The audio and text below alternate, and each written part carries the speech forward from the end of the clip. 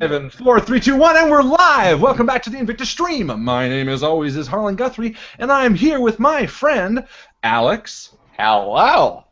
Christopher. Hey, guys. Justin. Hey. And Michael. Welcome back.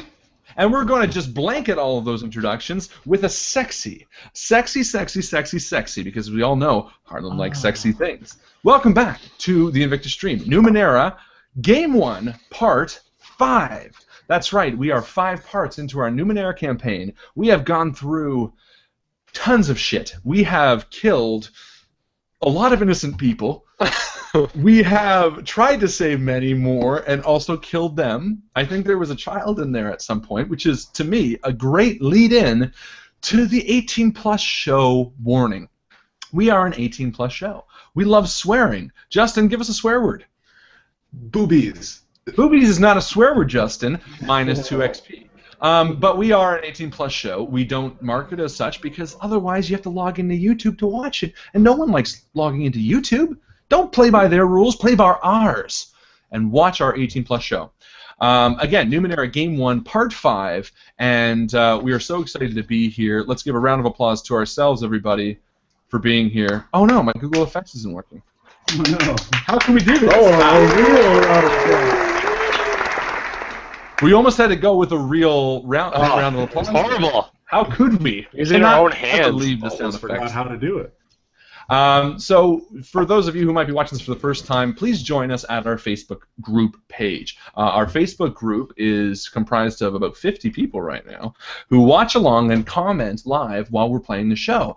And when you comment live and play along, you get to be in the show. We love to bring... Okay? The Flash! We love to bring you guys into the show. If you have suggestions for some of our players that might help us or hinder us, we'll like to read them out during the show. There's also a lot of ways that you can win XP by watching. And XP, as you all know if you watch, you can spend to affect a show. Spend a few XP to give some of the players a 1d6 worth of health. Spend some XP to give the players XP and let us get more powerful to kick more ass and take more names. That's what I like to hear. And he said unto him, bring us the XP. I'm going into hallelujah mode over here. Either way, so please, if you like the show or if you just want to follow along, go to Facebook and watch, comment. I'm going to create a post right in about 2 minutes, and if you comment under it, we're going to give you an XP as well, experience points. So, thank you all for watching along who are there. Something else we like to do here at the INVICTUS Stream on a weekly basis is we like to put a little poll on our Facebook group page. And this week, we've had a very special poll with some very special submissions. This week's poll was a birthday theme. As most of our dedicated viewers know, it was my birthday on Sunday. I know, please stop. No, too much. And it was a good birthday. So Mike had the fantastic idea of creating another theme week where people would submit ciphers of a theme of getting older / birthday. So what we've done is we have collected the winners of said poll, and we are going to award a little bit of bonus XP to those who came in first place. And now, not to scare off our new viewers, we didn't actually go physically collect the new viewers. We don't keep them in jars or locked up in the basement or anything. well, we try to, Alex does. well, Alex does. Alex tries to keep them up. But that's why he's ours. That's his special thing. It's a special guy. So, for anyone who has not voted, I'm going to give the audience, as well as some of the players here, just a few minutes quickly to cast your votes, because I think we only have about maximum 20 votes, and there's a lot more viewers out there. So, if you want something to win, please let us know, because the winner gets to be featured in our game, something that Thic knows a lot about, because he's currently wearing the hat. The Peter Pan hat that I think was Bob Lyle suggested a few weeks ago. I know myself, I have something that someone else suggested. Is it the brain?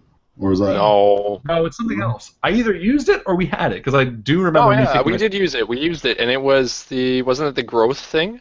Wasn't it the thing that Justin injected to someone's neck? Yes. Yes. Yes. And it caused their head to, like, pop off? Yes. Nasty. Yes, I remember that. So we love to use them in game. That was at the Bushwhacker, that's right. Yeah. Greg Bush put that one in.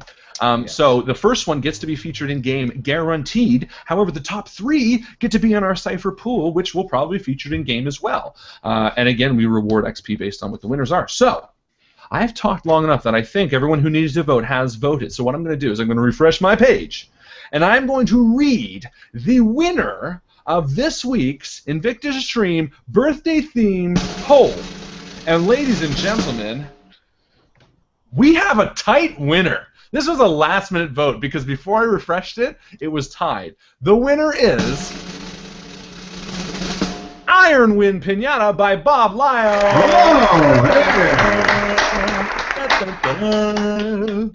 what do we have for him, Johnny? We have 4, count 'em, 4 XP for you, Bob. What? I know. What a great prize. Special birthday XP or what? It's special birthday XP. It is birthday cake scented and bubblegum flavored. So they clash. But either way, you're going to get 4 XP that you can hopefully spend in this game to give your old buddy Brandy Jack a little bit of that extra health. Either way, we have second place, the party pooper, Hans Ziegler. Again, an excellent submission. Is this game rigged? I mean, I see these guys at the top a lot. And the number 3, we have a tie for third place, which was, I think, 2 that we really enjoyed here. We have The Wristband of Aging by Josh Bruce. We have The Cake is a Lie by Gabe. And Why So Serious by Patrick. They all get third place. So that's 4 XP to Bob in first. We have 3 XP to Hans in second place. And we get 2 XP each to Josh, Gabe, and Patrick for coming in third place. Good job, guys. Whoa, hold the phone. As I was watching this, The Cake is a Lie by Gabe Ruiz actually went up. Moved up to second place. So Gabe will be getting 3 experience. Should I be a jerk and say when it was refreshed by me? No, that's fine. We'll say that. So Cake is 1 up more. Let's refresh it one more time and make sure that we're being fair. That's final. Right. That's final. That's final. So Iron Wind is now first. So let's just reword this. Iron Wind, first place, Bob. Second place, the Party Pooper. Tied, I love saying pooper, tied with The Cake is a Lie by Gabe. So that's Hans and Gabe for second place. And third place is a tie between Josh and Patrick. Again, guys. And all that noise. Well done. Thank you so much for submitting. Everyone else, Justin, Tim, Yannick, Mark, Greg, you guys all get 1 XP for playing along because you're good sports. And frankly, it's a tough call. All of the submissions are fantastic, always. I have yet to see a bad one. Unless Alex draws a picture of one, in which case that would probably be relatively considered bad. But more childlike, I guess, would be the saying. Hey, so innocent fun. Innocence, that's the idea. We're innocent here, 18 plus. So thank you again so much. We're going to post another poll tomorrow morning. And I think we're going to do just a regular one, no theme. Let your brains go wild. Because last week, 2 weeks ago, was Canadian. This one was birthday. So we're just going to go a general Cypher week. So be prepared to reach into your innermost, darkest thoughts and pull us the creepiest stuff. I'm on a dark thing, you know. It was my birthday. I feel old. So, all right. And again, thank you. Thank you all for watching. We could not and would not want to do this without you guys. Pat yourself in the back. Okay. I am going to right now post the comment poll or post for this game.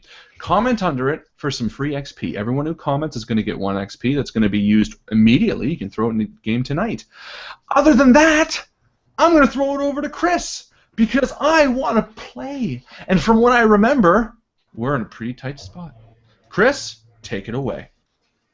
Last time the campaign ended with the characters making a friend of a high noble called Willem. Willem offered to them for reward for ending the suffering of his wife the ability to teleport into Key, as opposed to trying to make... Yeah, whichever it is. Without having to try to brave their way through the Iron Wind. Unfortunately, because of so many ciphers and Numenera is not functioning the way they should, right as they teleport, they heard a large bang. And when they got their senses back, they realized that they hadn't quite made it into the city. They were at the border, still yards away, and the Iron Wind had just moved out of the way where they teleported, forced back by the force of the teleportation. To get into their feet, they look around and they see that the Iron Wind is slowly starting to encroach upon them. Who knows what it'll do? So they have the opportunity now to sprint towards the opening into the city or face the Iron Wind. Okay, so we're going to go right away. We're going to go into a challenge situation. So this is some scary stuff right now, because this could actually end the career of some of these campaign players. So let's hope for the best for them. Again, this might be a good opportunity for people to use their experience points in order to save some of these characters, because, you know, we don't want to see them go. All right, let's begin. Shaz, you are the least affected by the teleportation because of the fact that you have the most experience influenced by with Numenera.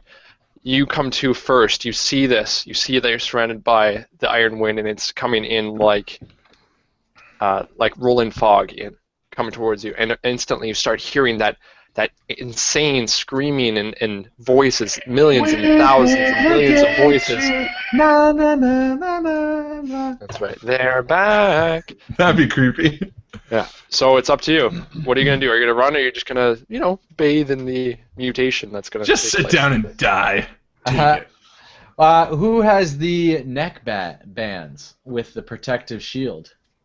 Well, you assume that it'll have a protective shield because of the fact that Tusk, the intelligent tinker who was talking to Pivot, explained. Unfortunately, Pivot gave his away, and I'm pretty sure that Brandy Jack lost his also to the pickpocket. I didn't lose it. He stole it. No, I don't think I gave mine away.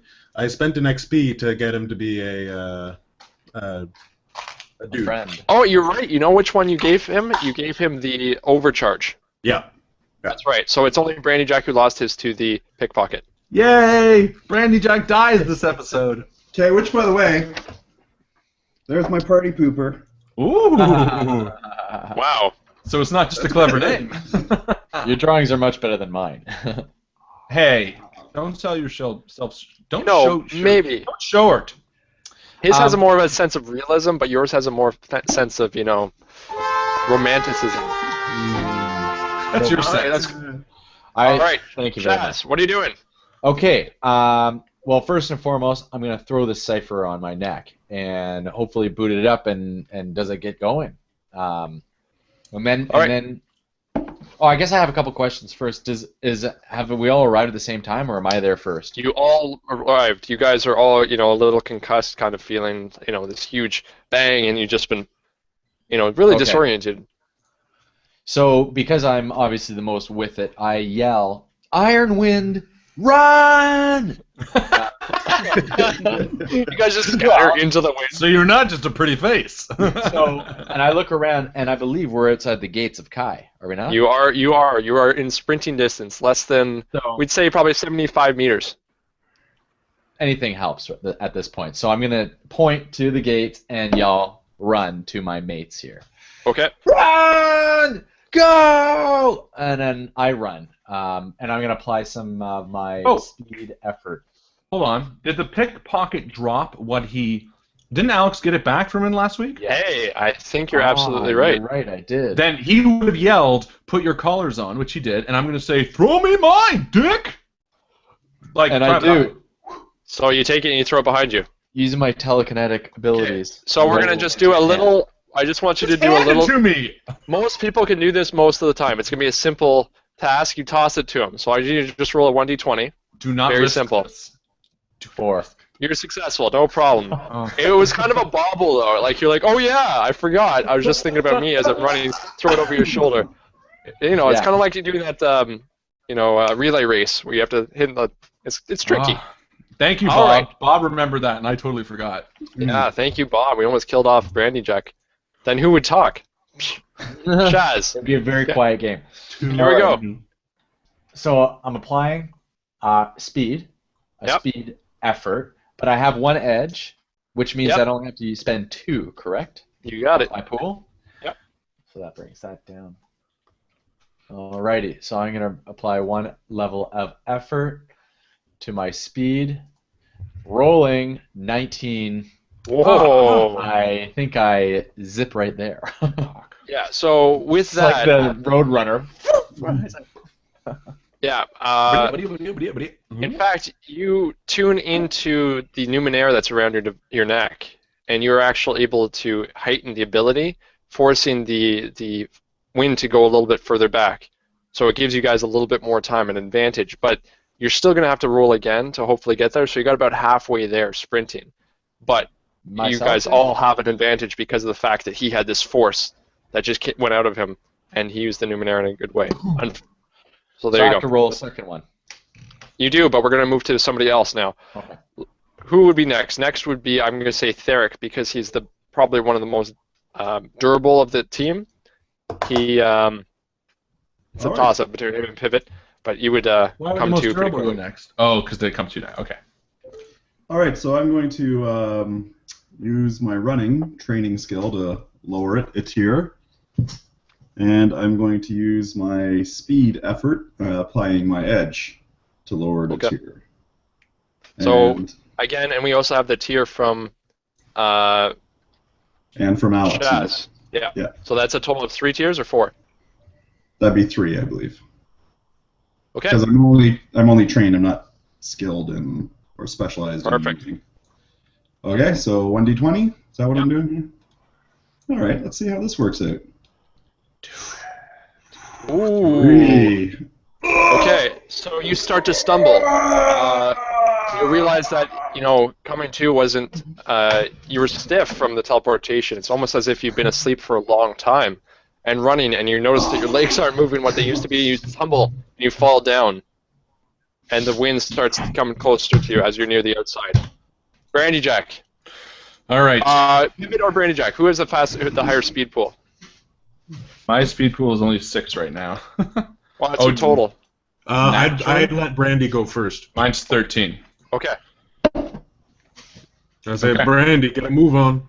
I'm trying. So I throw the thing on my neck, the collar, and I don't want to die, so I'm going to spend everything I can. Oh! Effort? I did want to ask this. What does the cloud seed do again? It creates basically a small thunderstorm. So that would probably be bad in conjunction with the Iron Wind then. Okay. I don't know how that would affect. I don't think it really would affect it. I think maybe it would blow it away a little bit. It's less of a wind. It's more of a. It can go at its own devices, more or less. Is it earth, wind, or fire? Because other than that, it's funk music. It's not actual elemental wind. Okay, Thic, Mr. Natural. Iron Wind bad. There you go. All right, I will use my speed, so I will spend one of the pushes. My speed's now down to 3, so that's low. Any viewers out there looking to cash in some 5 XP to give me a 1d6 boost to my speed would be greatly appreciated right now. Hey, I can pander. We never say we can't pander. Yeah. Not to mention you can use XP. Remember to re-roll if something goes horribly, horribly wrong. That's true. Yeah, that's true. Okay, so I'm down to 3, and that brings it down 1 level. Yep. Can I speak to the Iron Wind? You can try anything. Natural charisma. Can you speak to the rain? Hey, flex skill. Ha! No, what is my flex skill? Let's me give someone else a boost. Good advice. No, that's my good advice. Good advice I can boost someone else, but flex skill is my own. Mm-hmm. And it's something that you need to decide at the beginning of each day, right? Today's the beginning of the day. Sure. I'll give Good you that. advice. Run fast. Like you're waking up for the first time. Yeah. I don't know what I should be trained in. Running. It would feel like it, wouldn't it? If I just got zapped down. And come on, I haven't used it yet. I like your character, so I'm going to give you that. Yay. Chris is an awesome GM. But here we go. Let's see what happens. Okay, so I'm lowering it by 2 tiers. All right, Yep. let's find out. Well, I have my collar. So hold on. 2 plus Alex's, so 3. And so I have my collar, my speed boost, and my flex skill. So 4 with Alex, too. Good. Guys, I really need this one. 7. So you feel like you're about to lose your footing, but you remembered, luckily, that, you know what? Today I decided to be good at running. And you find your footing, and you just managed to pull ahead as you see Thic tumble beside you. Okay? Can I pull Thic up too? You can try on your next round. Okay, then no, I don't care. You don't care. Okay. Now you could re-roll if you spent an XP, and maybe you'll get a minor effect, but that's a pretty big risk. No, I'm there. I'll take what I got. Pivot. Okay. So I'm going to slip the band around my neck. Yep. And these two are on the ground. Only Thic fell. Brandy Jack luckily just managed to keep his footing. Okay. He hurtled over Thic as he fell in front of him. Okay. Oh no! Sorry, well, Thic. I'm going to follow Brandy Jack. Yep. And I'm going to use effort, so that's speed. And I get an advantage for the thing around my neck? Yeah. Oh yeah. So you have so far you have the one advantage for the thing around your neck, one for your speed, and one for Alex. Right. One for Alex. And if I do and that's for my speed. That you said that. And Brandy Jack, you didn't want to use your good advice and be like, "Run, pivot, run." Can I do that? Thic. I wouldn't mind doing that. Can I give him good advice? Why not? I'd be like yelling at him. It doesn't have I'm to just be. saying it's kind of thing you should be doing during your turn. Fine. You know what? I chose to use On the my next side. roll. On the next roll for sure. Yeah, exactly. You have to do it next time anyway. So. Yep. All right. So I'm going to book it after Brandy Jack, and I'm going to get a 7. So, Thic, you didn't see him because you're running right behind Brandy Jack, and as Brandy Jack hurdles over Thic, you didn't see it coming, and you trip over Thic, and you face plant and you slide. Okay. Meanwhile, the iron wind, this yellowy, irony, I guess like rust-looking, rust-colored wind's starting to roll in, and it's getting close to you guys. And you guys you started off running 4x4, now you're running kind of in a more and more like a line, a linear pattern. Okay. Shit. Okay. Back to Shaz. Alrighty. So I have to roll again. Sorry, Yep. I was just drawing a depiction of our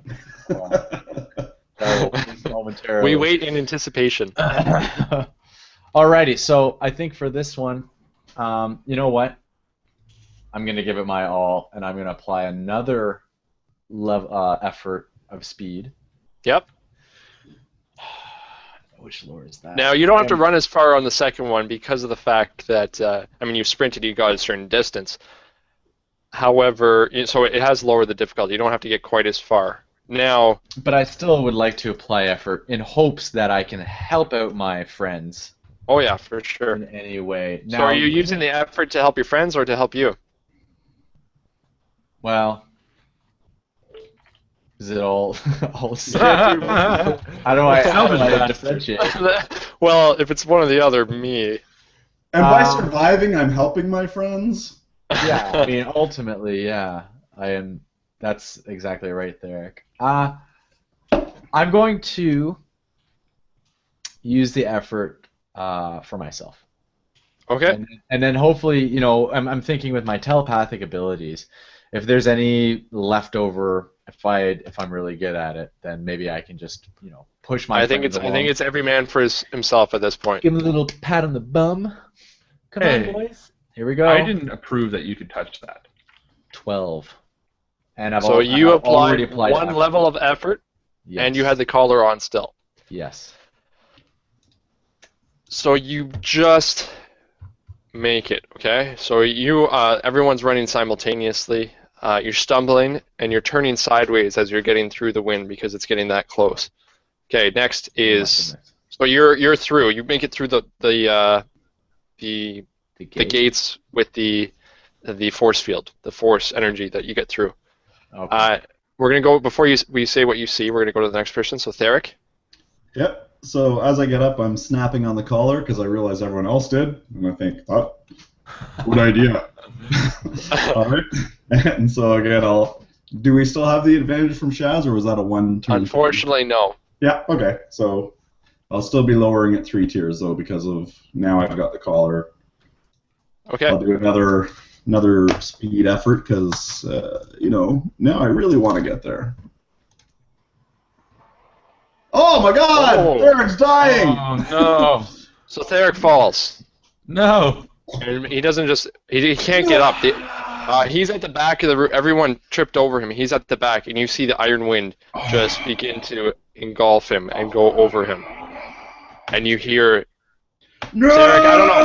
There you go. And the iron wind begins to take apart his molecules and rearrange them, and stuff is happening to him. Holy You guys fuck. can't see. We'll find out what happens in a second. Pivot. Sorry, Brandy Jack. I'm looking, I'm like, what the fuck? No, I guess I'm running. The eye's in the back of my head. Oh no, but I would see him tagged on my little tagging, but I wouldn't be looking at it. No, I keep running. You just hear behind you screams and these weird sounds. Manly screams. Hey, manly. Shit. They're both behind me anyway, right? The other two guys. Yeah. Okay, then I'm going to keep running because I would assume that they could figure it out. And frankly, I can't help Thic. I'm not that strong. Right. But I love Thic. I want him to succeed. Well, we'll see what happens to him. Yeah. No, I don't think there's anything I can do. I don't even have like a thing that would help you very much, buddy. It's all right. I'm gonna come out stronger. I promise. I will always remember your hat. No, you're not gonna die. Use your hat. We'll always love you. What would I have to roll if I tried to go back for him? Don't. You would have to take damage, or you would have to go into the iron wind and have the effects of the iron wind. No, I can't. Sorry, guys. I would love to do it, but my might is at 7. My speed's at 3. I'm going to use the last of my speed. The iron wind is a mysterious thing. We don't know as of yet what has happened to Thic. All we know is that it's going to involve changing, rearranging, mutating his cellular structure. Yeah, no, I'm not like going to Skeletor. Yeah. Pile of bones. Oh no, he's going to be the villain. Okay, no, I'm going to keep running. Okay. So I'm going to use my collar, I'm going to use my flex skill, which still applies, and I'm going to spend my last 3 speed points. Your last 3? Yeah, does that kill me? No, it makes you from Impaired. hale into impaired. Impaired? Yeah, you can still move. It just, if you, for example, were in a Nice. fight, you can't take any actions. Alright, So I might you need... Run! That's really good. I mean, awesome. That's I really might cool. need someone... I made a post that said if you'd like to spend XP, comment below here. There's a lot of comments below here that don't have them, so I'm going to delete them while I love your things, just so I can keep track on it if anyone wants to actually spend something. somebody Sorry, save Greg, him. about. They wanted to save Thic, but I can't. It's not too late. Like, if there's some good ideas and people are spending their XP, let's see what happens. Because Oh yeah. I'm not against it. I'm just saying I'm not the person to save Thic. It'd be the guys that are still behind him. yeah, keep me posted, guys. Keep putting in the chat so I can see what's going on here. Yes. Not so like this. okay. Not like this. I posted the Not video. like All right. this. So I'm going to. So if I spend my last 3 speed points, then I'm impaired. All right. We'll just try it with 2. So only 2. Only the collar and my other. Oh boy. Okay. Well, I also have 2 XP in my pocket, so I can re-roll if I need to. So I don't feel too nervous. I think that's good. And again, you dive and you make it just through as the wind is closing in around you. And I throw my rope back. And it goes into the iron wind and turns into butterflies. Oh, cool! All right, I have Justin, no regrets. pivot. Okay. So I take out my magnetic cream that's in like a toothpaste bottle, Yeah. You just tear apart. and I put it on the ground. I throw it on Yeah. the ground, and Thic is right in front of me, right? Yeah. Like getting destroyed by the iron wind, and I'm hastily Ah. taking my boot off. Yeah. And once the shoelaces are off, I stomp on the magnetic cream to get it to explode. And it like splashes forward. It splashes forward and all over my boot. Right. And then I take my boot off and I do a sweeping motion Yeah. above Thic and then chuck it into the Iron Wind. Now you know Thic has. But I was going to say, you still need to run and get out of there, though. Because what you're saying is you're not going to run and get out. I'm going to try to get the Iron Wind off of you by using the metallic cream on my boot, or the magnetic cream, sweeping it off of you like a Etch-a-Sketch, and throwing it further into the wind. Don't die for me, Pivot. All right, so metallic micro action. I want to take off my collar and throw it back to Thic. Maybe doubling up the collar. It'll be like one of those long neck, like African people. Okay. So Justin, is that your roll there? 7? No, Is that from, no, that's from last time. So let's get this straight. So you take the gel, you put it down on the ground, and you stomp on it. Yes. And it splashes on your boot. I guess so. It would. I don't know. It's up to you. What do you want to? Why are you stomping on it? So it goes all over the ground, or are you just doing it to empty it, or how are you trying to use it? I'm trying to get it onto my boot so that I can use my boot as a beacon, like something to attract the iron wind. Kind of like I'm going through cobwebs. Are you gonna throw? Oh, like that? I thought you were gonna throw your boot, as in the wind would follow it and give you. And I am gonna throw it. Yeah. After. Okay. Let's do it. Okay, so I have to roll for that? Yeah, let's say it's a speed roll. It's not going to be very... It's like trying to... It's not going to be there very hard. Okay. Yeah. So I'll roll for speed... 19. No problem. So you coat it, and you sweep it around, and you see the iron wind is being pulled to it actually quicker. Okay. You throw it, and it actually clears a little bit of pass, and you see Thic lying there, and his arms are off. They are just these puddles of flesh beside him, and they look like the flesh has this. It's kind of moving a little bit, like writhing beside him, but it's no longer attached. And his body, he's just oozing blood, but he looks up at you. Little cuts all over his face, and he's managed just to get up and sprint along with you. No arms. You have no arms. Like, your arms off. No, it isn't. It's just a flesh wound. Yeah. Okay. And so you roll. So let's see how you do for your sprinting. Awesome. I'll say it gives you an advantage because you got a 19 as well, so it'll slow them down for you as well. Okay, great. Any effort you want to spend first? Yeah, definitely. So 2 speed I'm going to use on that, so I'm down to 8 speed. And so how many layers do I have off? How many tiers? First so you first for the collar, Mm-hmm. second for the 19, third for your speed. Okay, and any more coming from Shaz or no? Nope, that's done. Okay. Really?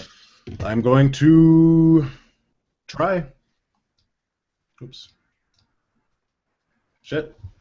So unfortunately, you don't make it. You're running back and you're looking at the Wait, swarm. hold on. I gotta use an experience. Yeah, motherfucker. Do it. Yeah. Yeah, that would have been a good idea for me too. Yeah. Come on, guys. So that's my last experience too. So there we go. There. All right. So you make it.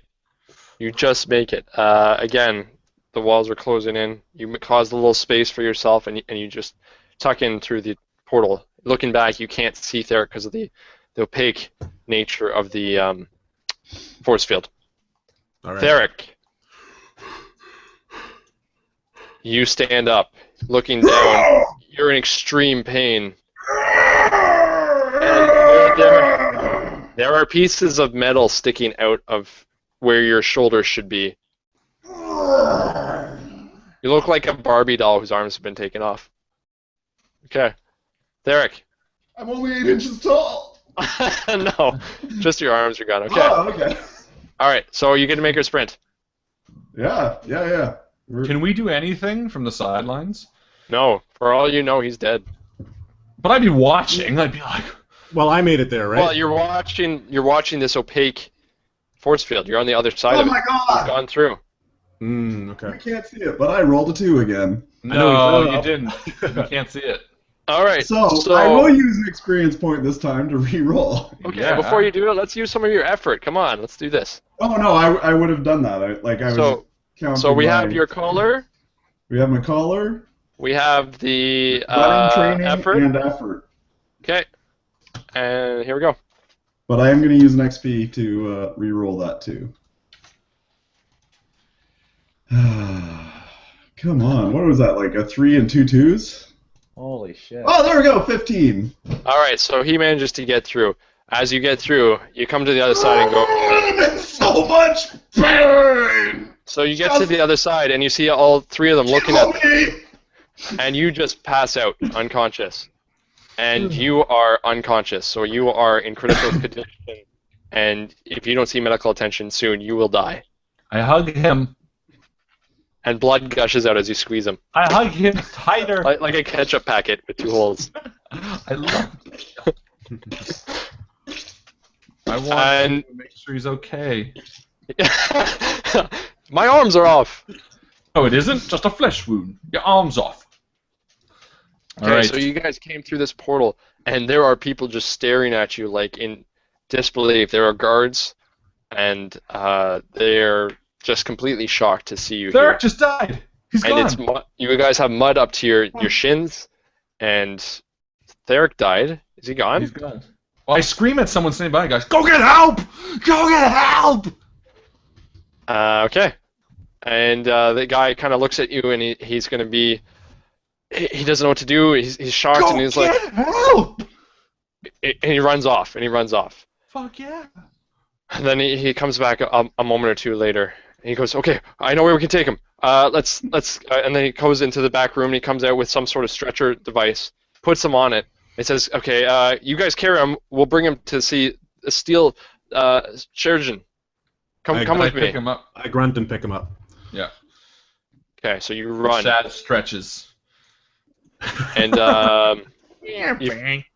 so running through the streets, and you're seeing things whipping by. There are people staring at you, and they can tell you're not from here. Looking around, everyone's dressed a little differently. They all seem to have boots that go up past their knees, as the ground is exceptionally mucky and muddy, and there's a dankness. It's nasty. Ew. There's no. I don't have a boot. Yeah, you are slotted, but you don't care. You're thinking of Thic right now. It's true. Yeah. Your guys' adrenaline is pumping, I imagine. Mm-hmm. And you notice all these people staring at you. You're not really paying much attention, but the guy brings you to this ratty-looking mud hut, and he's pounding on the door. He says, "Lynn, Lynn," and an old lady opens the door. She looks down, and she has this mechanical eye, and she looks at. He's like, "Huh." You gotta Well, stop him. He's We'll see what I can do. Bring him in. Do it now. And I bring him in. So she says, "Put him on the table," and she pushes all the tools and different things off the table, and there's mud on the table as well, and put Thic's body down. And you see her going over to all these hanging devices on the wall. She picks one off, and you see her start cauterizing around where Thic was wounded, and she goes, "Huh, this man is not made of flesh completely. That'll make things a little easier." What do you mean? "What do you mean? What do I mean? Look down here," and she points down at where the joints should be, and there are these protrusions of wire and metal coming out from either side of his arm. Motherfucker. Was that She's the like, Iron "This- Wind's doing? I don't think so. I mean, if it got through that much of his body, I'm sure it would kill him. It just appears to be his appendages. Are you telling Or- us that Thic It is appears to part be throughout his machine? entire body, but the Iron Wind seemed to have just destroyed his appendages. Are you telling us I- that Thic is part machine? I don't know what I'm telling you. And she goes over to the wall, and she goes, "You do have," and she goes to reach for something, and she looks back, and she goes, "You do have shins, right? Yeah, of course. We got plenty of shins. I'll put them on the table."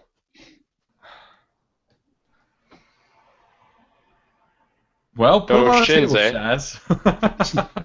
So I reach into my back pocket and I grab out 15 shins Okay.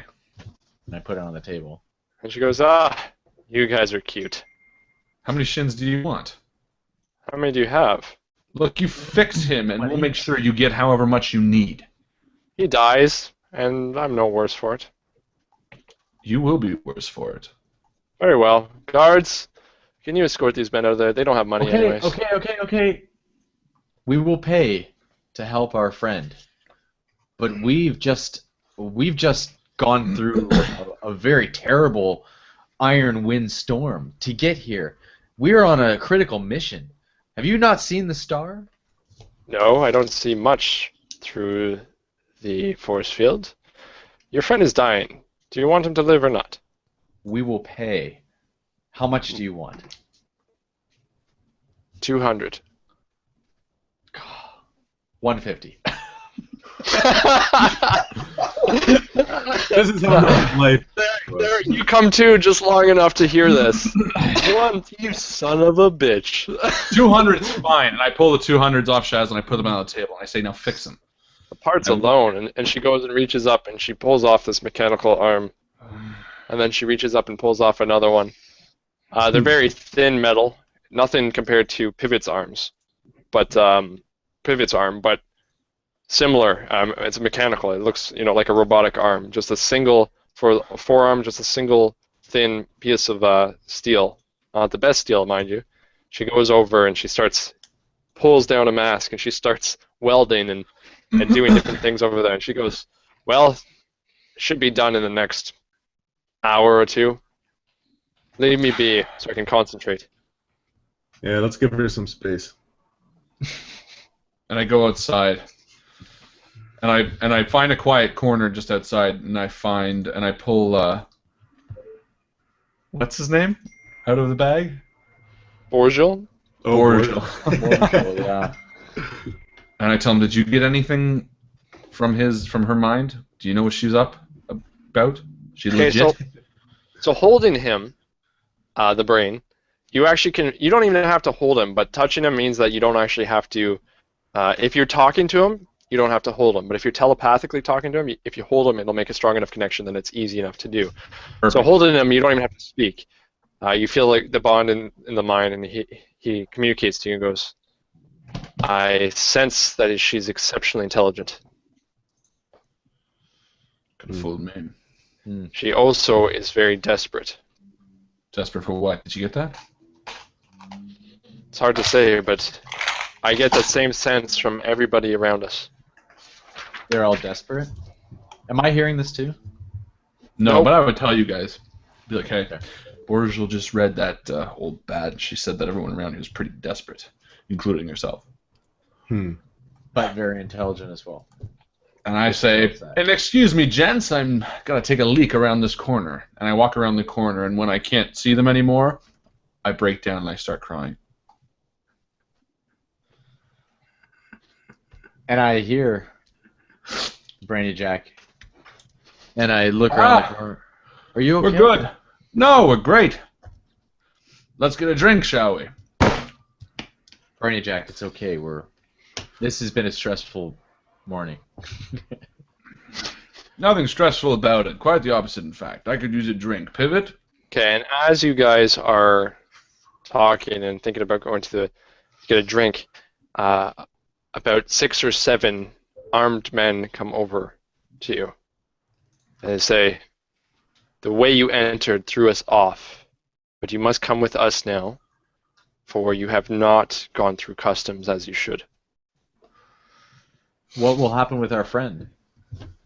It does not matter right now. You must come with us. He will join you when he is able.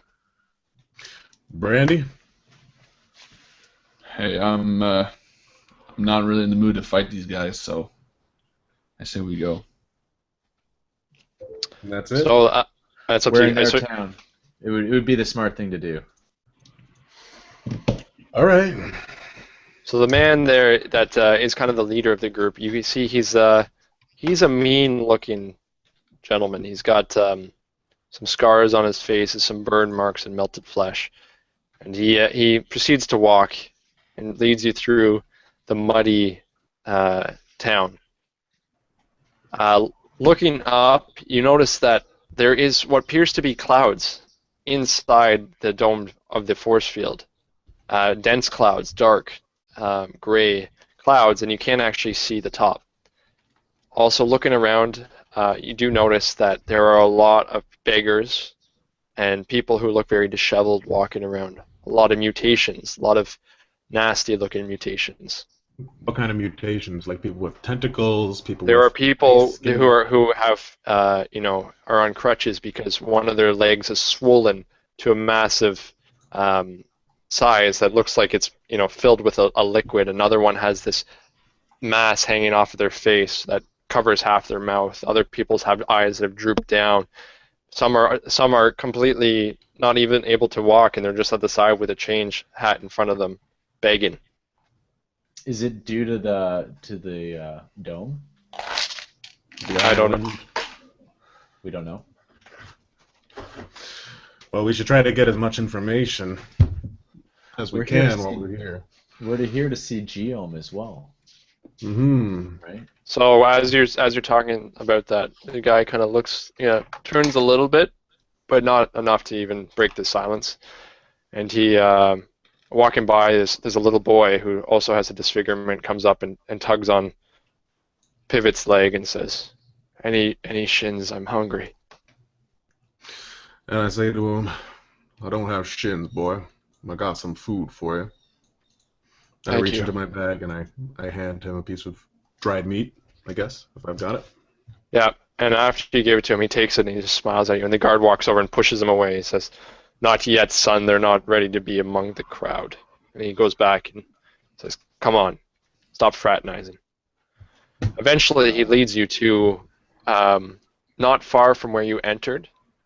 There appears to be a device very similar to the teleportation unit that Tusk allowed you to use. And every so often you hear a moderate popping noise. And what looks to be a nobleman dressed very similar to Willem walking that just appeared out of nowhere and starts walking among the crowd. And they nod to, the guards tend to nod to the person, and they go. After that person's go, there's usually an entourage that also appears. Pop, pop, pop, pop, pop. The guards stop them and have them look through their belongings and scan them and send them on their way. He brings you over to this part and says, "You must be scanned. Why are you here?" And a guy pulls out a device, a handheld device, two-handed, and he goes to scan you. Well, I let him scan me. I don't know about you guys. Yep. And I say, we're here to learn more about this town, surrounded by iron wind on the outside. What's that all about? You're here as a tourist. That's hard to believe. And you can see that he's kind of doesn't believe you. You know why the iron wind is here, because the iron wind does what it will. We just deal with it, and he scans you. But why is it willing to come here? What's so special about this place that it doesn't move on like some other cloud? And he says that's a little bit above my pay grade, but from what I understand, it has to do with the mind. It's attracted to all the power. Why am I telling you this? And he goes back to scanning, and he goes, You got anything "Hey." better to do? He calls another man over. He says, "John, come over here." Another one comes over, and he shows him the scanner. He goes, "You guys have some very interesting devices on your possession. I'll ask you again, why are you here?" We told you we're here to see Giam Kitrick. "How did you get here? You surely did not walk through the iron wind." No, we Ran. Yeah, we fucking ran and we got here. What does it matter? You're not Giam Kitrick. What the fuck are we doing here? We are on an extremely important mission, and we have been sent and helped along the way by many very important people. We want to know who's in charge here because we need to get down to business. Do you have any evidence that you came from Giam Kitrick? And the guys kind of giggle as if Who it's fucking so needs ridiculous. evidence? We listed him by name. Just point us where he is. Who are you? You're guards. Why are we talking to you? This Brandy. guy. Brandy, take it What? easy. And I What? pull. 1 second. Just wait. I pull off my my neckband, and I say, "This is what got us through the Iron Wind." He looks at it. Giam told us to meet us here. He gave us all one of them. Yeah, he faxed himself here. By dial-up. What's a fax? He looks at it and he goes, well, it does look like his handiwork. Yeah, it's fucking handiwork. Get us Wait, out of here.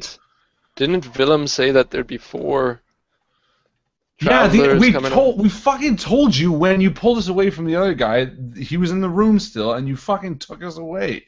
Let's go back and get him, and we can speak to Giam Kitrick. So you know Willem? Fuck, I don't know. Who's Willem? Willem. Perhaps these are the ones that they called about. Yes. So he goes, Willem gave us some help. okay, so he goes, well, that does make sense. I know he has been having some trouble with his transporter. I'm sorry, I didn't know who you were. Willem has said you were coming. You can keep your possessions. We actually have a place for you to stay. He said he'd provide that for the night for you guys just to get. As a thank you, I don't know what you did for him, but he does have some sway here. That's right. We were supposed to say his name, weren't Just be careful who you talk to. There is a lot of desperate people here, and the way you've been acting shows that you don't know what you're doing. Well, fucking, you're the one that brought us here. we? We're stressed. Okay, he hands back the collar and he kind of shoos you along and looks to the next person. And he told us where to go? No, sooner or later another guard comes up and says, follow me, I'll show you where the rooms are. And I guess it hasn't been an hour yet to check on Thic? Yeah, it's getting close. Not really. That interaction probably took, half an hour or so. Okay. Let's say just a second, Gerd. And I turn to Brandy and I say, Brandy, what you been drinking? Who you fucking think of? Where's your stone? Drinking. What? So I'm going to do a intrusion because it seems like it's perfect. Brandy Jack, because you're drunk and you're kind of disheveled, you're tired, you're exhausted. I'm not fucking drunk. You're going to go over to the guard again after he shooed you away, so kind of like he doesn't even care. And you go up to him and push him in the stomach and say, you don't know who I am. And start to kind of pick a fight with him. All right, I'll take it. Because I feel like Brandy Jack cannot handle death. His friend Thic was close to death, and he turned to the bottle hard. And we all know Brandy Jack likes the sauce, so I'm going to take that. Who are you giving Okay. 1 XP to? I'm going to give 1 XP to Justin for trying to stop me, because he definitely would have and definitely will be. This is foreshadowing because I know he's going to be like, Brandy Jack, no. Okay. So I turn around. Okay, you want to do it? No, I also just want to say, because of the fact that you guys have come a long way since your very first game, I'm going to reward everybody 4 experience points. Just for right now. Everyone has 4 experience points. Everybody? Everybody. But unfortunately, Thic was carrying them in his hands. Yes. So that brings me to 7, because the one I just got, the 2 I already had, and 4. Nice. I'm going to level up so hard. All right. So I kind of stop and I go, no, you know what? And I go back. I say, you fucking guard, you stood there, and we were out in the fucking Iron Wind, and you didn't do fuck all. You guys stood there, you watched us. You fucking let my friend die. He's fucking dying. He grabs your finger that you're poking at him, and he just bends it down. And I smash him in the chest with my other hand. No! I run over. Yes, me too. Yeah. Pop. Ah, God. I grab one arm. Yeah, I grab the other arm and pull And him as you back. guys are holding him, he sucker punches Brandy Jack in the stomach. He goes, you watch your friend. You guys are guests here, and And I I spit can at throw his you face. back out into the Iron Wind if you prefer. And I spit on him. You spit in my face? Yeah. And All I step in front and I say, listen, As you know, we are here for very important business, and we have to meet with Giam. That's what Willem would want. I'm sorry about my friend, but we gotta take care of him and take care of this. I'm gonna need you to do a roll. So, You because fucker. you just punched a guard in the stomach. I mean, Then he spat punched in his you, face. and you spat at him. Sorry, you spat at him. He's got a heightened He's got to at least arrest you. anxiety. He's having a hard time not arrest, but the only reason that you have anything in your corner is the fact that you know Willem, and he's a man with quite some Actually, sway. that's not entirely true. The other thing in our corner is that although I just punched and spit at him, I do have natural charisma, and I am likable. Doesn't matter how charismatic you are. If you punch someone, that kind of goes out the window. That's not true, because he could be like, all right, I see where he's come from. You know what I mean? Like, you can hate someone, but you can still also sympathize with their pain. And I do have likability. All right, so I'll give that to your advantage. I'll give that to your Personable, advantage. natural charisma. So I spit at him really charismatically. There's no phlegm. Spit. It was just Didn't spit on his face, just spat at his feet, like kind of like a dance. And it hit a piece of armor and went ting ting. That was impressive. musically. So am I rolling or is Brandy rolling? You roll. All right. So I'm going to do effort. I'm sweating. It's hot in this dome. I don't know. The circulation in here isn't too great, so I'm sweating a bit, and it's an intense situation. So I'm going to use effort. That's 3 intellect, and here comes my roll. 6. So that's 2 tiers brought down, I guess. One for the Okay, advantage. so I was going to say it was difficult, so trained people have a 50-50 chance to succeed. So 12, 9, 6. So you actually make it. Barely. Barely. He's pissed. He's like, you know what? Get out of my sight now or I'll have you all arrested. Sounds good. Let's go, Brandy. You still have that stone, by the way? Where'd you put that stone, Brandy? Tell me where you put that stone. So I'm gonna Yeah, kiss this that's guy. right. Good idea. So you put the stone in my mouth? Yeah, You just know stick it in your mouth. Yeah, and I'm like, Yeah, keep your mouth shut. and I give you an eye. So, Smirk. do we know where we're staying? Yeah, the guard is showing you to where your room is. You get the impression, though, that the guard is showing you to a room that wasn't picked by Willem, as it's not nice. The bed smells funny, has some weird stains on it. There's only 2 beds there, and it is, the walls are crumbling. It's just nasty looking place. Also, all these places are made out of clay and mud. They're all these mud huts. Not a very nice looking city. Some parts are made out of metal, more durable buildings. You get the impression that these are for the noble people who are staying there, but he brought you to one of these mud, single floor looking places. On the way there, could we tell where the mine is? Oh yeah. So looking around from street to street, the lay of the land is that most of the buildings are single floor buildings. There's only one structure, and it looks like it's near the middle of the town, that is juts up in this kind of pyre-looking thing with a platform on top. And on top of that, you can't see above the platform. And the yes, every so often you see these big cylindrical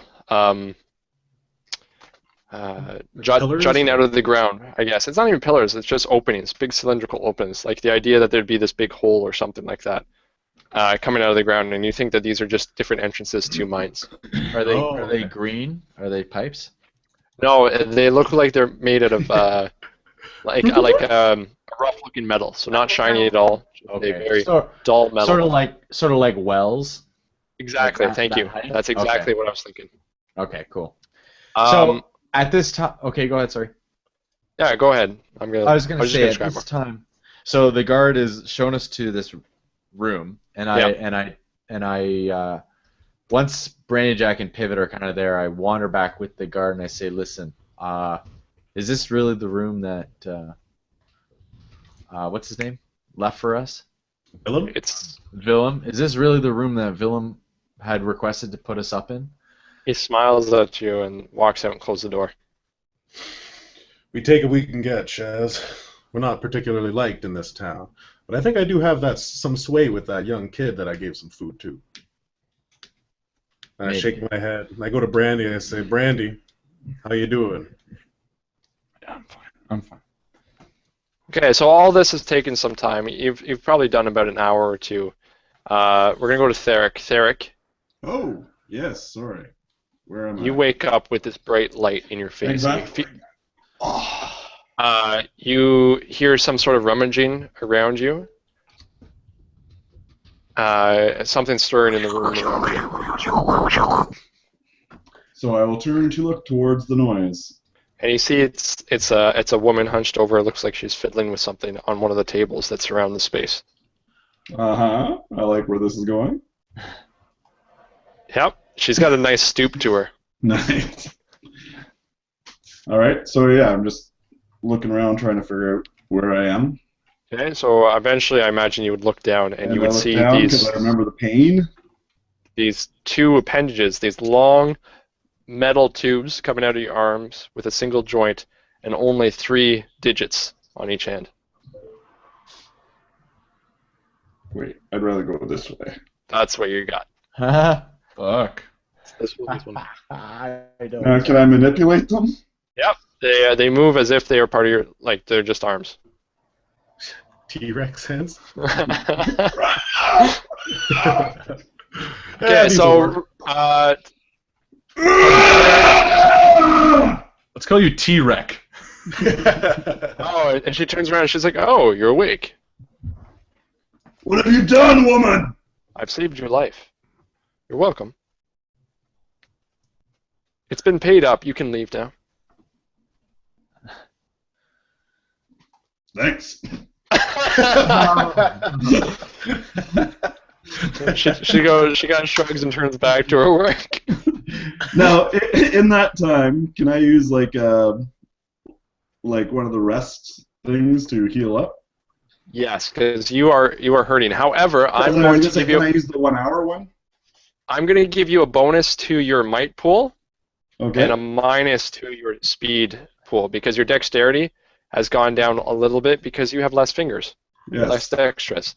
But because you have the metallic structure, and they are pretty powerful arms all the same, I'm going to give you a bonus to your might. Okay, so 1 up, 1 down. Yeah, 2 up and 2 down. Okay. The Konami code. Mm-hmm. Yeah, what? Oh, the Konami code. That's that old like Super Mario, like up, up, down, down, left, left, right, right, A, B, Oh. It's a super nerd reference. By the way, never mind. I was going to say, right. Pleasuring yourself with these fingers is just not going to feel good. It depends on how much you're into your stuff. He can find a way. He'll just have to be creative. Yeah. All right. Pick it up my bum. Like use Brandy Jack's hand, for example. Yeah. Right. Wouldn't be the first time. All right. Regardless, so what do? I roll 1d6 and then spread it out amongst. That's right. So 1d6 plus your tier level. All right.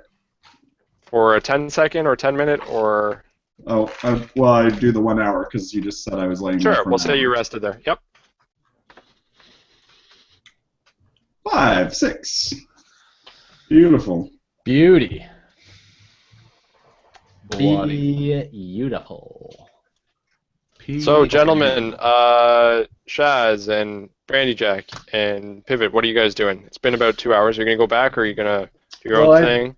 I turn to Brandy and I see he's not doing too well. He's still kind of recovering, and Shaz doesn't look to be doing much either. I guess he looks tired and a little stressed. So I say, "Hey guys, I'm a little restless. I'm gonna go check on Thic. He's probably fine by now." Yeah. And See you later. as Pivot leaves the room, I turn to Brandy Jack and I say, "You doing okay?" Yeah. I don't need any of this. I don't even fucking know why. Why are you here, Brandy Jack? I've had this question in the back of my head. I feel like I know you from somewhere. What are you doing here? Why are you here helping us? What do you mean? why come all this way with your buddy for no reason? I know why I'm here. I'm off to serve a higher purpose. I need to figure out and help the world survive this star. But you came out of nowhere. Look, man. Doesn't matter why I'm here. I'm here, and we want, you know, Pivot and I were looking for Numenera. We're looking for stuff to build us, to discover and stuff like that. All right. Well, I mean, it just seems like to me, it seems like there's like you got some ulterior motive, and do we? Never mind. What? Well, it feels like I know you. Have we met before? Are you Why do you watching think you know over me? No. Why do you think you know me? I don't know. I just have this sneaking suspicion, like I knew you, maybe in a past life. No, I don't think. No, I don't think that's. I don't know why you think that, but look, man, I get it. Everyone wants to be with Brandy Jack. I get it. Everyone wants to think that they've seen him from somewhere. You know, you and I can be buddies. And Shaz, I like you. Yeah, I like you. You're a good kid, but you know what? I'm gonna go check out what Pivot's doing. You hang here and make sure this area is safer. My stone is working wonders, and I feel much better. As it is. I don't. Why are you here? Hey, you know what? Why are you here, Shaz? Why are you here? I told you, Pivot and I, we're looking for Numenera. We like exploring the unknown, finding out what new and adventurous things are there. What's your excuse? Why are you here? Well, I guess I'm off to find. I'm off to help people. I mean, I know that I grew up, and I wish that I still had my family to help me, but I don't, and so I have to help others. That's the way I deal with my things, and so I came across. I don't even know how I came across this. How did your family? What? I thought you said you grew up in an orphanage. Well, I did, but I had a family at one point. I don't know what happened to them, but I was too young. They all died. Something. You don't know how they died, eh? No. Look, Shaz, like I said, you're a good kid. You hang out here, keep the place. I'm going to go check on Pivot. I'm feeling better. My drinking stone is working. Good. I feel much better already. Don't harass any guards, all right? No, for sure. And look, I'm sorry for Thic hit me. I got to make sure he's okay, you know. Yeah. And, I'll be back shortly. Okay. Well, thanks for all your help anyways, I guess. Yeah, for sure. Cool. Thanks. All right, and I go and head out to where. So you catch up to Pivot. Pivot's already started walking. You're slushing through the mud, and you guys are filthy. This place is, you see why everyone has these boots. Poor Pivot is still bootless. That's where I'm going. I thought I'd go and try to find a boot before meeting up with Thic, but it's been fruitless. Bootless. And I see you searching through some boots, and I kind of stumble up and slap you on the back. Well, feeling better? Yeah, I am. Here, help me look for some boots. Yeah, I There's will. a big pile of boots here. I don't know. They just leave piles of boots lying around, but none of them are a size 15. No, everything's got to be a 13 or smaller. It's not hard to find something that fits, but it's dark. Yeah. So I'm searching through boots with you. I'm kind of like, and I drop a few, and I stand up and say, "Look, you know why we're here, right? I told you that someone."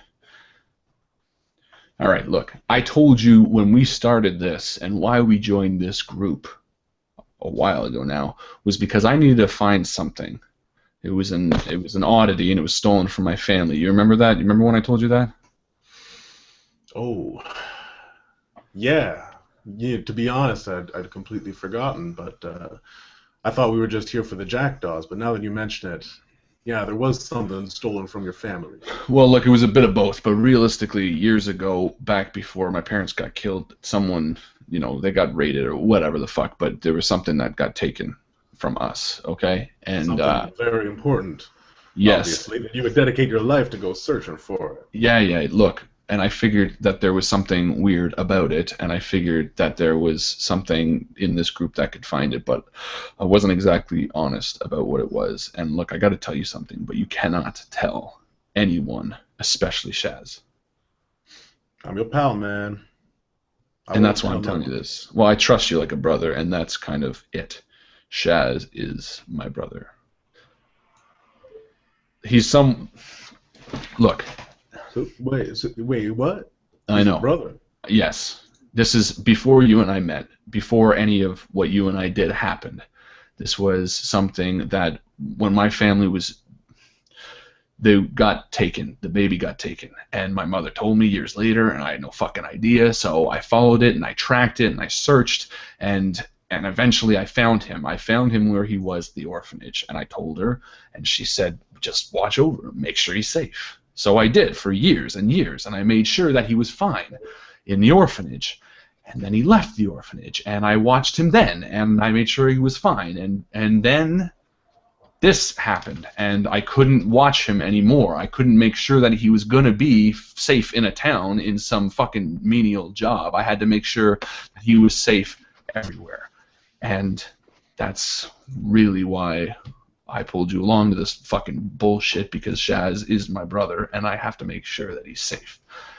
And when shit like this happens, and I see Thic lying on a fucking table, missing his fucking arms, I think how close Shaz could have been to that, and how I couldn't do anything in that moment to stop it. Yeah, it's all starting to make sense. I was wondering why you and Shaz were so close. I don't know. You and me, we've been friends for a long time, but you still don't treat me the same way you treat him. There's something different. I guess this explains it. No, come on. You're family. You are family. You are more family than he's ever been. Listen, Listen, I'm saying you are more family than he has ever been. You have been there for me, while I have been there for him. But the reason I'm telling you this is because he is starting to recognize me. It happened back when we were in the woods. He said it again just now, that he recognizes me from some fucking dream or something. And I don't know what that means. Okay, so why don't you just tell him? Tell him that you're his brother. Why, is that going to cause any more harm? I don't know. What are you afraid of? Honestly, at this point, it's just been something that I've just lived with for so fucking long that I don't know how to live. I don't know. Well, anyway, look, doesn't matter. Here's your fucking boot. I think this is, you're what, 10? 13? I'll try it on. It's a wide 13. It's beautifully, and we have a Cinderella moment. So, Thic, you're walking outside of the place where you just got these new arms, kind of in a daze. You have these new appendages. You don't know what the hell. You thought you were going to die, and you woke up in this strange place, mud up to your shins. You're wandering. You look lost and confused. Up to my coin purse? Up to your coin purse. My shins? Up to your shins. Ah, I see what you did. Shins are the currency. And as you're walking, you hear an argument break out. Somebody yells out, "What would you have them do? People are dying, and those that survive are so weak for hunger, they can barely lift a pick." Well, we provide. We give you food. We give you money for your work. You are not producing the way you need to produce. Get your men down there and work. So I will walk over. Looking over, you see this barrel-chested man. He is massive. He is muscular. He is a big guy, big beard. And if you didn't know any better, he looks like he is a glaive. He looks like he could hold himself well in a fight. And across from him is a small woman, but she looks twice as scary. She is standing up right next in his face, and she's pointing her finger at him, and she is telling him what for. Having this big argument. He continues on, and he goes, well, you think it's safe down there? You know what we face. You guys live in these lavish houses. We live in these mud huts. People are starving and dying. She goes, maybe you wouldn't starve if your men would stop spending all their money on alcohol. Well, who provides the alcohol? Where do you think we get it? I think you guys are trying to have us drink the alcohol. That's the three finger scratch. And this argument happens for a good amount of time, and it seems like it's... Just walk away, man. Okay? She goes, if you have nothing else to say, get back to work. Eventually, it stops arguing, and the gentleman walks away, and somebody else comes. She waves someone forward, and there's a lineup forming, and you see her hand them a small bag that looks like shins. So I walk on over. Walk over to whom? To the lady. She looks you up and down. Can't you see I'm busy? Kind of confrontational. Right? Everything's confrontational. What do you want? So, Bread? She goes... how does one come by these shins that you are handing out? She looks you over and she goes, Are you here for work? You're new in town, aren't you? I can tell by your shoes. Well, you could work for us if you'd like. It's a good position, I can tell you that. Lots of money to be made. That may be the case, but I'm more interested in the shins. Well, first you work for us, and then I give you the shins. And she kind of looks over at a colleague, and she kind of like gives like, can you believe this guy? He'll do fine, I think. Well, first we I must talk to have a Giam mining... Kitrick, and I must find Willem. Defoe? And she looks at you over, and she's like, you know Giam Kitrick? Yes, we have met. I'm here at his request. Well, he does buy our product quite a bit. I'm sure you could work for us if you'd like, and you know, be part of that team if you want to be. Why would one need to work for food? That doesn't seem very humane. Should food not be shared? Oh, absolutely. Food should be, but you got to understand, you know, this is a dangerous operation we're working in, and to get the food here it takes a lot of, you know, money. Why does food take money? It grows from the ground. Does it look like it can grow from this ground? I'm a busy lady. Can you either move on or sign up? Either way. I will move on for now, witch. She stands up, and you're actually a little intimidated by her. For only a witch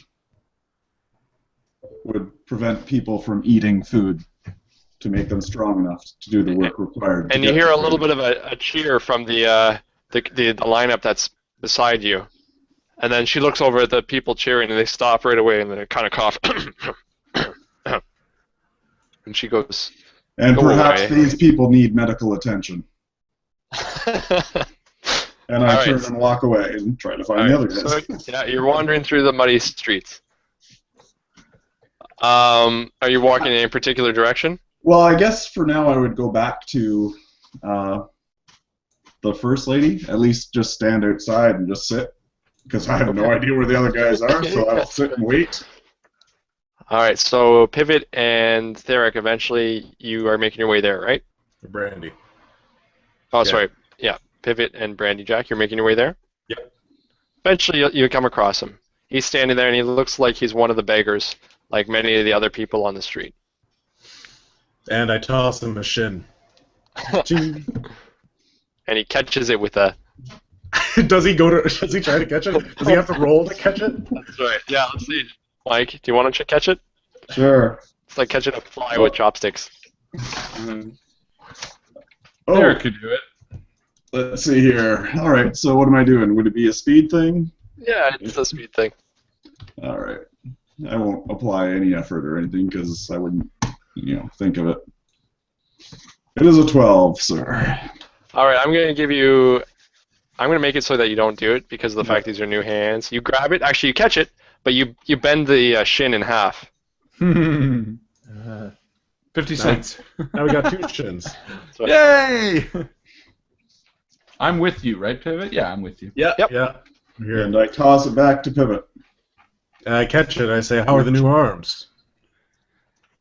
They are interesting at best. Now I don't. Did I They miss look something? good. Did I miss something, Brandy? Was there a conversation that you guys had, and I was just, taking a whiz or something that our friend Thic told us that he was half machine? You know what, Pivot? I don't think there was. No, now that I recall, there was not a fucking word. So, Thic, you're a machine. That's exciting. Oh, maybe don't say that so loud. Well, I guess it's pretty obvious now. And at this point, I mean, I'm thinking I'm sitting in this room, thought a lot. If I can jump in here. Yeah, really. I've been thinking You about can myself. heal. You can heal while you're there, while all that was happening. I didn't heal. It is Well, not something I was raised to be proud of, Brandy Jack. Well, As we'll go to you in a moment, okay? okay, perfect. Thic, I gotta say, I am happy to see you up, as much as you look like a freak. And I look at Pivot's face. And As I say that. I raise an eyebrow. You see all the mutants on the street kind of look offended. Okay, all right. Okay, I meant you look good for walking, and I'm glad you're up. You gave us quite a scare there, you stupid motherfucker. I appreciate you saving my life. Yeah, well, I didn't do much for it. In fact, anything. But we did give you some of our shins, and I do like money, so I'll call that a win. Yeah, why didn't you tell us you were metal? Or whatever, you could trust us.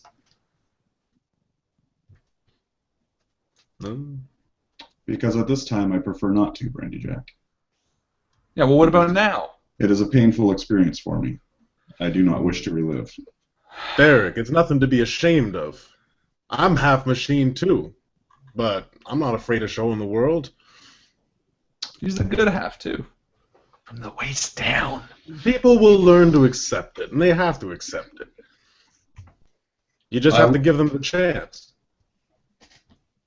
As a youth, I was trained in what was called the Temple of the Pure, and that is where I learned how to fight. But to belong to the temple, one must be of what is considered pure human stock. I myself did not know that I was part machine until I was badly injured. It was upon that injury that I was kicked out of the temple with nowhere to live and left to fend for myself in the wilds. Spent years alone in the forests, trying to figure out what it means to be human. And now I fear that this is making it a little more challenging.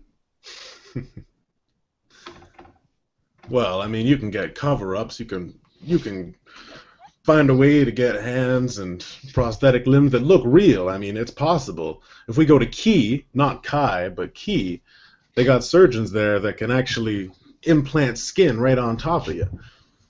I need a key copied. Can I get that copied at Key? You can Well, do that's that a Kai. too. Oh, Damn that- it, I no, can only do that at Kai? no, that's Kai. But I need a key for my Kia. Can I get that at Kai? I think they I know a cut guy keys. in Kai who Kai. copies keys for Kias. Nice. Well- I think I know him too. So I, in front of Thic, I say, well, at first I thought that you were just a very strange individual, but now I see that you are, in fact, a human. You have humanity in you because of this fear that you have, and I respect that. And I hold out my hand.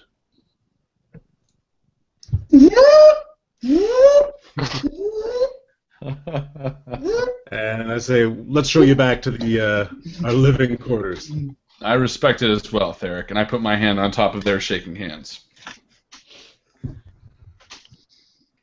Okay. Jazz, where are you at? Did you just talk to me? Sorry. How'd you know when the bromance began? Shaz. All bromance. So are these guys heading back to the room that I'm currently in? Yeah. Okay, so I put away all the tissues. And the lotion. Were the Tissues and tissues for lotion. pucka pucka or waka waka? It's not you, Irene. How do you think? Okay, and I would like to have been resting while they were gone. So Okay, make sure that you're spending your rests. Well, it doesn't matter because we're going to bed take as soon as I get back anyway. Really? Yeah, Yeah, well, no, then I- that's a good idea to use them now, so that way you can. Then Well, I'm it doesn't gonna make a use my- difference. I'm gonna use my 10-hour then. Well, when they get Because- back. I'm at 0 speed. Is so- there anything else you wanted to do before they I'll be get back? sleeping. Okay, so you guys get back No. to the room and he's asleep? Okay. You guys get back to the room. You realize this place that you're in is actually the back of a bar area, and it's starting to get rowdy as it's late. Oh, it doesn't matter. I'm sleeping, and I hit the hay. Yeah. Ready to level up. Same. Okay, so everyone can do your resting, so your heal checks. Perfect. If I level up, can I... so I have 7 XP. I want to spend 4 on doing something, obviously. If I, say, increase my speed pool or something like that, does it revert back to its full, or it only goes up 1? I think it only goes up 1. Okay. Then that might not be the best thing. So last time I increased my edge. Mhm. Quick reminder, what are the other 3 things that Brandy Jack can do? Justin? You know what is... Increase your I don't capability, have that. so you can increase your pools by 4, which is that what you did last time? No, last time I increased my edge by 1. Okay, so you can increase your capability, so you get 4 points to spread between your 3 pools. speed, your might, and intellect. Okay. Your effort tier. You can increase your effort tier so that you're allowed to apply 2 levels of What? effort, and the second time it takes 1 less, I believe. Yes, it costs 2 points the second time. Yeah, so if you've got an edge, it would cost 2 and then 1. Now, here's a question. I have an edge of 2, meaning right now I only spend 1 tier, or 1 On whatever. the first one, on Yeah. the second one's free. So I can increase it by 2 for free, or for the second one for free? Yeah, you got it. Ooh, then increasing my effort would be very beneficial. Mhm. Okay, and what's the third one? You can become trained in a skill. Right. You can reduce the cost of wearing armor. Mm. You can add 2 to your recovery rolls. You are a jack, Correct. so you can select a new trick of the trade from your tier or lower. I think I'm going to do the effort thing, because that means that pretty much every time I spend 1 point to increase my intellect by 1, the second one's going to be free. Yep. So I think that's- intellect rolls are crazy. So pretty much every time I do them, I'm going to be able to lower them by 2. 1 point, lower it by 2 difficulty. That's really good. Yeah, I'm going to do that. So you're now down to 3 XP. So now I'm down to 3 XP. So give me an intrusion and bump me up, so I can spend it again. You pee the bed and you have to explain it to the other guys. Gladly, I'll Right. take it. No. Anybody else going up? Yeah, I am. Yep. I'm going to spend mine on selecting a new esotery from my tier. And I think I'm going to use, if my memory serves me correctly, the push. I think that's, yeah, push. Actually, hang tight. 1 second. Scan or push. Can I consult with you guys to see what you guys think I should do? Yeah, of course. Scan. As soon as I enter a room, I can scan an area equal to 10 foot by 10 foot by 10 foot, including all objects, creatures within that area, and it reveals the creature's levels. It also learns what facts the GM, blah, blah, blah, blah, blah. Yeah, it just reveals a bunch of stuff. And then push is I can push a creature or an object immediate distance in any direction. I think I'm going to go with push. You consulted What do you guys us. think? Huh? Go for push, yeah, for sure. What do you guys think? You think it's a good idea? Yeah, sounds good. Could be I like- useful. Yeah, we'll see. Yeah. You have to do them all anyways. I like what Brandy Jack is doing. He's kind of making himself more powerful because you guys seem to tire out a lot, and this will reduce the amount of downtime that you need. What? Well, the way I did it was I increased my pools, my might, speed, and intellect. I kind of spread it out between them, and then I again gave myself another edge in speed. Nice. So you're basically doing what I did, sort of. Well, I didn't change my effort. I just gave myself another edge in one thing. Yeah, but you and I both have 2 edge in one thing. Yes. And the only difference is, yeah, you spent it your second level up thing on your pool increases. I just spent my second one on effort. So. That's right. But we're masters of what we do. And I'm going to heal my 1 hour and my 10 hour. So I level it by my tier, and it's a 1d6, correct? Mm-hmm. So And I can roll also 2d6 and add 2? Yep. Perfect. So 7, 8, 9 spread out. That's But now you can do another 10-second one, a 10-minute one, and whatever. Depending on what it is. Right. Let's do that then. So I'm back at 0. So sorry, run that by me again, Chris, because I was going to do a 10-hour one as well. So once you've done your 10-hour one, it's a new day. So you get all your other ones back. Okay. Oh. Yeah. What do you roll when you do a 10-hour? Just Same as any other 1d6 plus your tier level. But So I you was can going to roll. say, if I haven't done the other ones, I can use them all before the 10-hour? You got it. So I could do... Okay, so I used the 1 hour, so I could do 3d6. 5. Yeah. So you technically rested 11 hours and 10 minutes and 10 seconds. Gotcha. Perfect. Apparently the stream is lagging a little bit. Pull up your socks, stream. So yeah, for my rest, I'm going to do my 10-hour and my 1 hour, but then I also have to repair myself. Mm-hmm. Do I have to roll for that? I can't remember. Mechanical repair? Yeah. So what I don't believe so. It just that that it's actually like I have to use my tools and stuff to do it. Yeah, I didn't think I needed to. But by the same token, I was going to train myself in a skill, and that's going to be, if I were to pick tinkering, would that allow me to do like mechanics? Yep. Yeah. Okay. So I'm going to do tinkering. And I'd also like to give that a bonus to your heal checks when you're repairing. I like that idea because you kind of improve the way that you can heal, right? Okay, so will that give me a bonus to my like 1d6 or? Yeah, I'll give you +1. Okay. House rule. Nice. I dig it. I'm not complaining. All right. So back to 1 XP, and then that's my turn. All right, I'm going to go ahead and do an intrusion. While you guys are sleeping and resting. Sorry. Can I just ask a quick question? Sorry. Before you do that, I rolled my 3 for like 1 hour, 10 minute, 10 hours. Do I add my tier to each one of these rolls? Yep. So +3. Okay.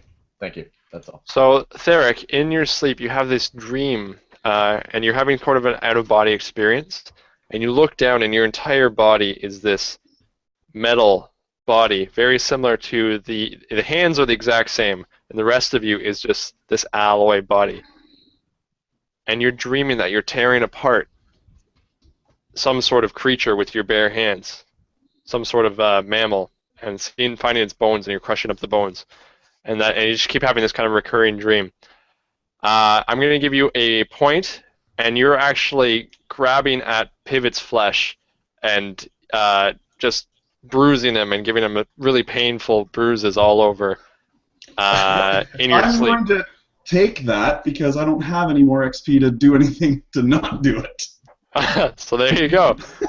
So then I will. I am actually going to give the other XP. I am going to give it to Mr. Brandyjack because of his performance and his portrayal. I agree. That's good. It's just funny that you don't give it to Pivot, the guy you're pummeling. I was just about to say, I'm so surprised. Thank you. That means I can level up. No, you know what? No, I do got to give it to Pivot because he's the one that came up with the idea to save me. Poor Pivot is sleeping and he just goes. No, because I totally Dick forgot. tease. Yeah, he was the one that actually saved my life. I guess. Damn it! I was so close to leveling up. I'm sorry. I That's forgot okay. that I'm still alive because of Pivot. You're right. Well, thank you. I will take it. I don't want your stinking XP, I mean. That's what I meant to say.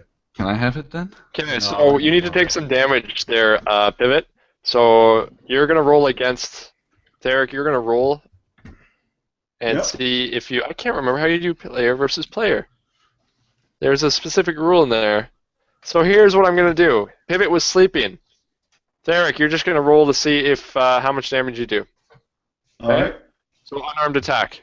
Unarmed attack, so it would be 4. Okay, so Pivot, take 4 points of damage subtracted from your armor, because you're sleeping in your armor for some reason.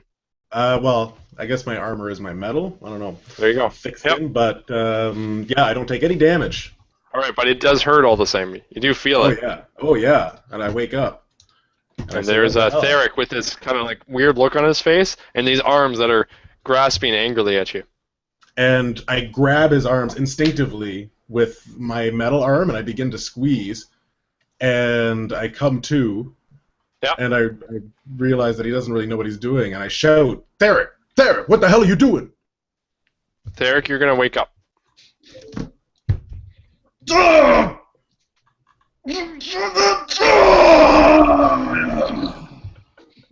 That's scary. Damn it, are you all right? Jesus, man, you were punching me and poking me. What the hell? I'm truly sorry, Thic, for I was not myself. Especially not because you just called him Thic. Yeah, what are you calling me, Thic? Pivot. Brandy, I was did you having see an that? out-of-body experience. I saw that too. I'm a really light sleeper, so I watched this whole thing happen. I was overcome by a dream, and it took possession of me. All right, well... Sleep well, Pivot. All right, When Jack over, goes back to sleep. one of our community members has bestowed upon you experience points to help you level up. He's spending 10 of his experience points in order for you to get another one of your tiers in order to... So basically 4 experience points. I believe that's how we're doing this? Or is it just... Justin, how many experience points does he get for spending 10? He gets 1 XP. Like, yeah. Okay, so Greg is using 10 of his XP to give you 1. Let's verify first, just to make sure. I don't want to rob Greg of 10 of his nice, beautifully earned XP. Yeah, so, Greg, I'm going to post a thing right here. If you do want to let me level up, then I'd appreciate it. And you can comment under that. Is it not spend 10 XP to... Yeah, basically they can spend 10 XP to give us 1 XP. Oh. So it's a conversion. The conversion rate. It's like Canadian to American dollars. Yeah, now. Okay, so you guys rest up, and it is the next day. Ooh, did anyone else remember what Thic did in the middle of the night? That was fucked up. Good morning, gentlemen. Did Thic not level up? Thic did, didn't he? Yeah, Thic did. Yeah. Okay. I've done twice. I did the pool points and the edge. I did. All right, my bad. Go on. You're not bad. You did nothing wrong. Greg said he's cool. Go for it.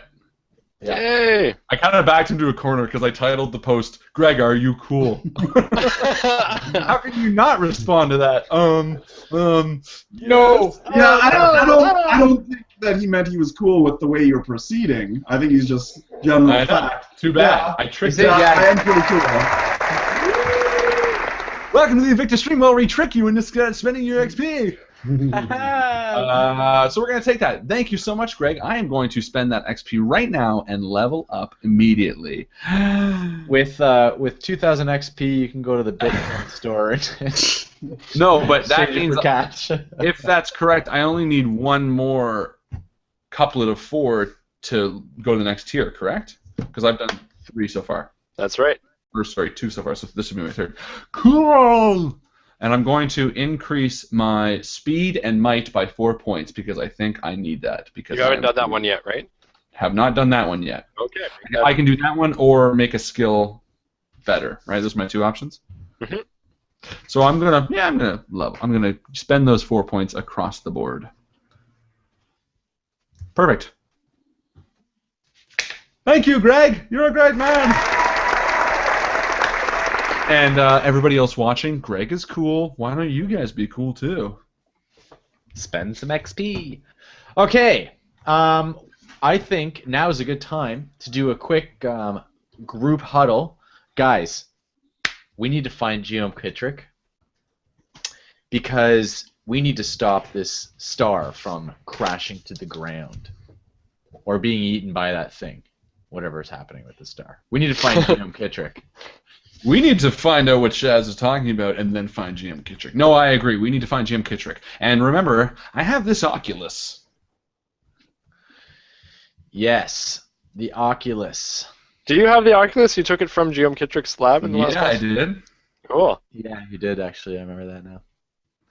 Something about you, Brandy Jack. I can't put my finger on it, but I'm gonna get it. It's nothing. Don't worry about it. Oh, also, I want to touch the brain and make sure he doesn't know anything that I don't know. It coos. Oh, thank you. But did he pick up anything from... Because, remember, he was next to... And the brains don't sleep. He was next to that rowdy bar room all night. Did he pick up any, maybe, trailing thoughts about Giam Kitrick? Because he knows we're looking for him. Again, because he's away from his where he was staying in the cave, the lab, which really heightened his ability. He really needs to be really close to people in order to read them, and even still, that takes a lot of effort on his behalf. Fine. So no. Well, I do tell him, and I say, look, if we go up to anybody and they mention Giam Kitrick, let us know. So I kick open the door and I scream, Giam Kitrick! Yes. No, I'm just kidding. No, you don't hear anything. But seriously. You scream Giam Kitrick? Yeah. Okay. People look at you funny. Does Walk anybody by react? is like, yeah, everyone does. Why is this I guy read their screaming? reactions. Do any of them, are they like, oh, scream, or are they like, oh, I know that guy? No. They all look like they've either drunk too much the night before, or if it's early in the morning. Some people look like they're about to go to work, opening shop, and things like that. No. They think you've just been drinking too much and you're still a little drunk. Really? I'm a functioning alcoholic. I'm totally fine with screaming first thing in the morning. I grab the nearest person and I say, do you know where Giam Kitrick is? Shaking, he goes, I just work in the mines. Now stop shaking me. Do you know someone who would know where Giam Kitrick is? Go talk to, I don't know, some of the noble people. It sounds like a noble name. Perfect. Sounds good to me. So just a recap for this town, there are some houses that are like mud shacks, but then there are some houses The majority of the buildings are mud shacks. There's the occasional one that's metallic. Metallic and maybe like a noble's house, like it looks a little bit... It looks like it's more, put together, obviously. The other ones are slapped together. This looks like it's almost like a informal community, kind of like a... I don't even know what the actual term is for that anymore. A slum? A slum? A slum? Oh, so a farmer area. So basically where the farmers should go. Oh, the ghetto is what you're trying to say. I get you. I get you. So are there any buildings that stand out in that way, or could we just start going door to door and looking for nobles to speak with? The only building that stands out is the pyre in the middle of the town. Aside from that, you have 1 in 10 buildings that's made out of metal. Is the pyre on fire? The pyre is not on fire, but it keeps getting higher. Is it made with wire? Or You can inquire. a spire. Is Of it these stacked with rhymes, tires? Of this rhymes, I tire. I can't think of anything else. I'm a poet, and I had no idea. Oh, and you didn't know it. All right. That's why. Oh, it's the same one. I thought it was a... Oh, that's something else. Can you guys Okay, hear? Walk to that house. That. We walk to that house and I knock on the door. Which house?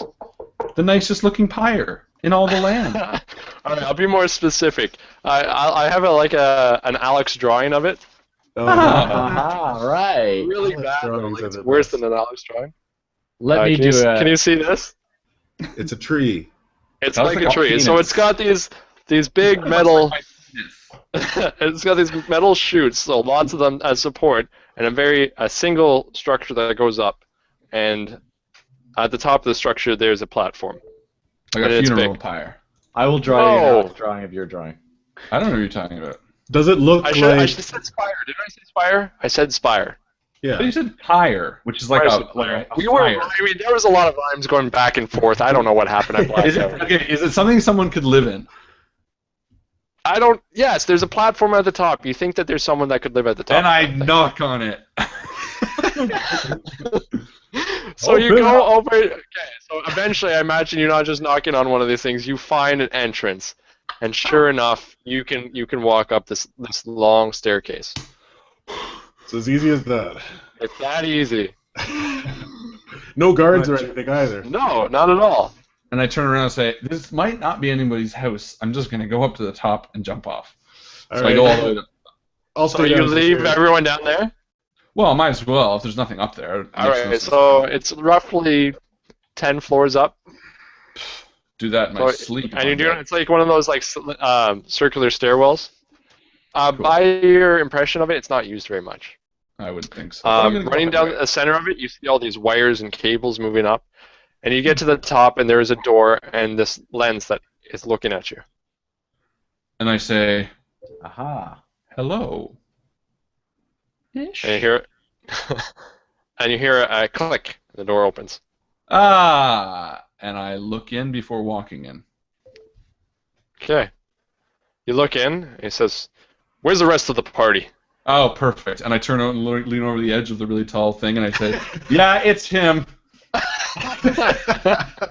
I say, "Giam, you're tough to find, being on the tallest structure in this entire fucking town." And I walk in.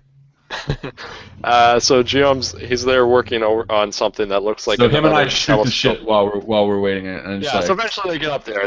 So But what are you doing? You seeing so anybody? Giam turns around and he has changed completely. He is a big, broad-shouldered man. And looking at him, he still has this face that has been hooked on, and with a scar that goes all the way around. And he is massive, very, very big guy. You look He goes, good. "This is how I normally look. It's about time that you made it." All right, well, take it easy. You haven't exactly given us the fodder to get here on time. We had to make our own way. Take it easy. We're talking about the end of the world. Yes, but we're here now, so what is yelling at us going to change? I come up the stairs, and So when I you guys say, burst, Giam! Remember the needle? he actually does look happy to see that you guys are all there. Oh, He's big old like- softy.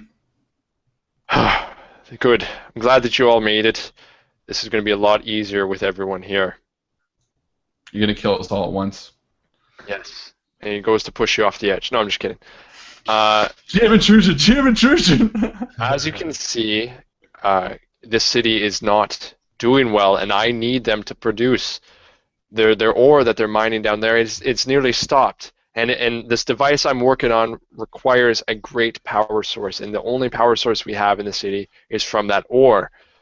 This is why I brought you here. Brandy Jack, you seem to have a gift of the gab, although it can be quite annoying at times. It might be very useful here. Chaz, you seem to have a loose grasp of what Numenera is, which I guess could be useful. I mean, it is nothing compared to what I know. But I'm busy here, and we need someone with some sort of knowledge. Pivot and Thic, you two obviously have the muscle that might be required here. We need to get this, and he pulls out a cylinder, and inside there is a suspended shard, yellow shard that's glowing. Do we need it if you have it? He says, "This is a trinket. I need a substantially larger source of energy than this pitiful little specimen." We used to come across these and bigger shards once a month. If we were lucky, we'd get them twice a month. Now, as things have dwindled with the Iron Wind moving in and the Amber Pope and everything taking control, the morale of the mines has gone down. They're nearly striking and stopping working. They're malnourished. There's a lot of things going wrong, and we haven't found a shard big enough, substantial enough to be worth anything for months now. I Then need you surely guys must to feed find them me a... first. What's that? Surely you must feed them first and improve the morale. I don't care how it's done. I just care that it gets done. I know how to make a device that can stop the creature, but I can't do it without the energy source. So that's why you guys are here. Find a way. I don't care what it is. I don't care if you have to go into the mines yourself and find a shard. But we need one, and we need one, by my calculations, in the next 3 days. How big? By my calculations, one that it would be roughly 3 times the size of the one I have here should do. What is this, a shard for ants? Okay. Thera turns and walks away and starts heading towards that lady. You what? Do you just walk off the edge of the platform? No, but I'll walk down. Starting. What is interesting is actually when you got to the edge of the platform, you realize that everything above the platform... Okay, I'll give you a little bit better description of his workshop. It is, again, very similar. It's all open, air to like a... Alex did it. Pretty much, but there's a... It's like a balcony all the way around. Well, there actually are some plants and different things growing there. Some different. Thank you. What else I want is some wall sconces and some. Stucco. Can you put the couch over here? Alex is a whiz of paint. Oh my God! Seriously, it takes me forever to make a happy face. And then in the middle, he's got another one of these telescopes, and that's what he's kind of working on. And there's a few things that are covered up with sheets around the room. Okay. It is above the clouds, so he's able to actually look into the stars. How are you keeping the Numenera, no, the Iron Wind at bay? How am I keeping the Iron Wind at bay? Well, there's a forest field over this town. There's Iron Wind surrounding it. I don't know if you knew that, but I know a lot, thank you. All right, just take it down a notch, Giam. Look, we're working with you, man. Lose the ego, and this goes a lot better. Believe me. Hey, he goes. Yeah, sorry. I forget how young you guys are. All right. Again, that's exactly what... You know what? He goes, Pivot. I know that the Iron Wind is outside. I know that they are using the force field to keep it at bay. Without the force field, I'm sure that the Iron Wind would destroy the city. Now, the reason why the Iron Wind is here is it is attracted to the huge supply of ciphers and shard energy that resides below the city. I think there's some sort of connection between the Iron Wind and that. So the Iron Wind is just trying to get at it as a source of energy, as a source unknown. Even the Iron Wind is a little mysterious to me. All right, what do you need it for? We go down to the mines, we get you a nice big hunk of that gorgeous stuff. And what do you need it for? So he's working on this, he unveils what he's been working on a little bit more. And it does look like this big telescope, but it also looks like it's got this big, what looks to be a lever that could be pulled. And he says, once I have the energy source that's big enough, this device, one of my telescopes that I've converted, will blast an energy ray so powerful that I believe I can destroy the creature. Aha. All right, I'm down with that. Now, hey, look, if we're going to do this, we might be talking to a lot of people and pushing a lot ahead, so we could use some shins to kind of smooth over some of the people we're running into. Do you have anything we could dive into and take? I can give you some shins. I don't have much. I kind of don't need currency anymore. I kind of deal in raw materials, but what I can give you is some ciphers. Yeah, we'll take them. Sweet, sweet ciphers. Brandy Jack, I think this will help you. It is a device that you can attach to your weapon there. Is it a penis and pump? It is. It'll make your weapon grow. Huh? It'll influence gravity. You will be able to shoot your darts from your weapon, whatever it is there. The jackknife! Close up. Can you see it? It's so fucking cool looking. Okay. I see it. And basically, it will allow you to make more precise shots, slowing down gravity around the arrow, making it go a little bit further, and then speed up at the last second, causing a lot more damage. So I will take it greedily. it'll work for 10 shots. Good. That's all I ever carry. Not really. Excellent. All right, fair enough, Giam. Appreciate that.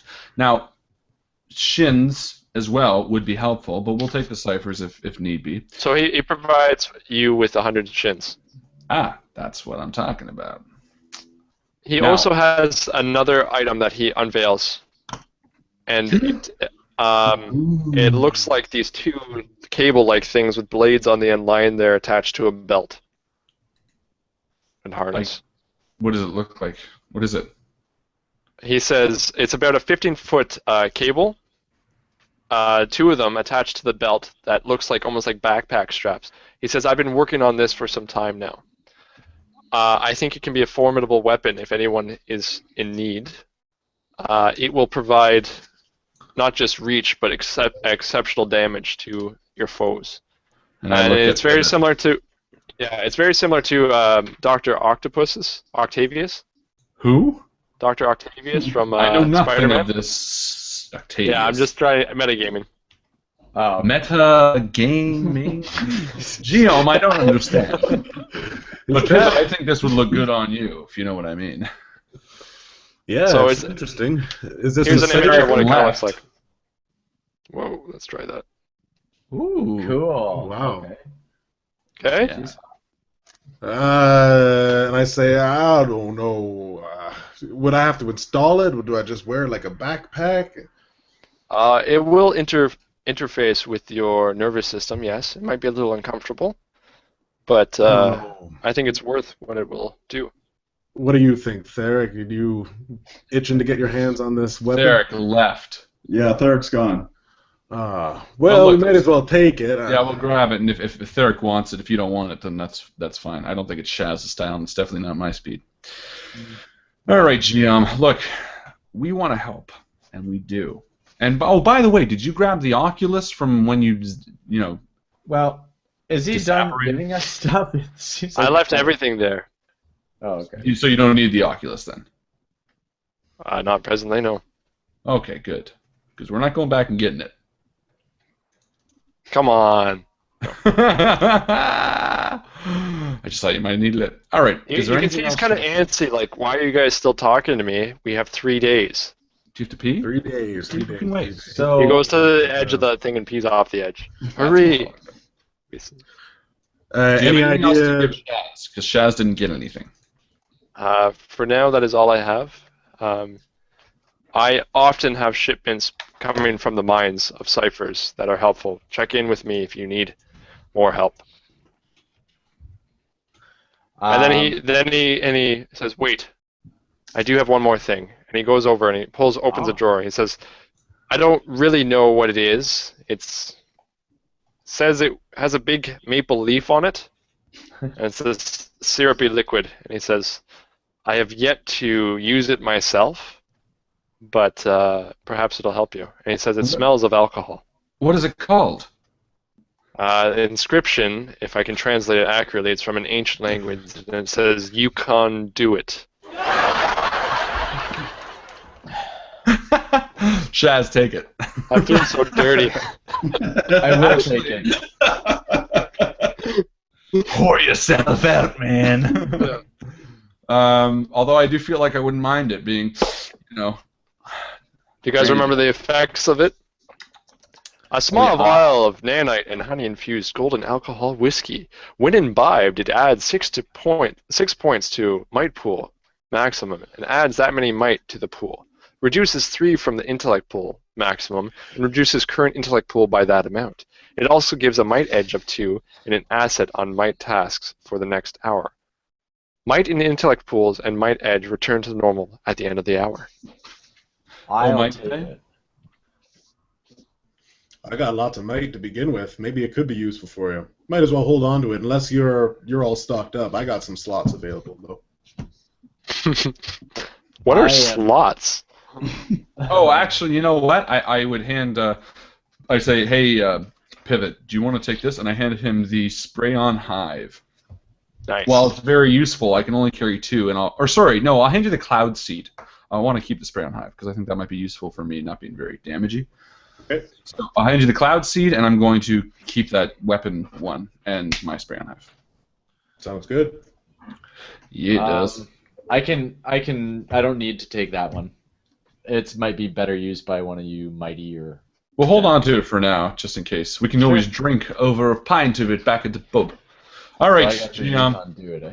So Giam says one more thing. There's a few people you might want to talk to. I don't know how you're going to go about this. There is Morrow Etley. She is kind of the project manager of the mines. She works with the miners, interacting between the Iron Pope or the Emperor Pope and the interactions with the miners.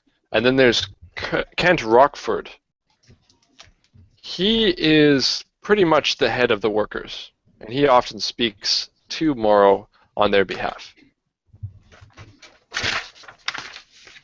So say those names again, sorry. Morrow Etley Okay. and Kent Rockford. Kent Rockford. Sounds like a... Rockstar. Like a TV I show. am Kent Rockford. No, like I'm your news, host, yeah. Kent Rockford. Coming to you live at the 6 o'clock news, my name is Kent Rockford. A two-car pileup on the 405 is causing major delays. All right. Thanks, Kent. Back to you. So I'm going to make an intrusion.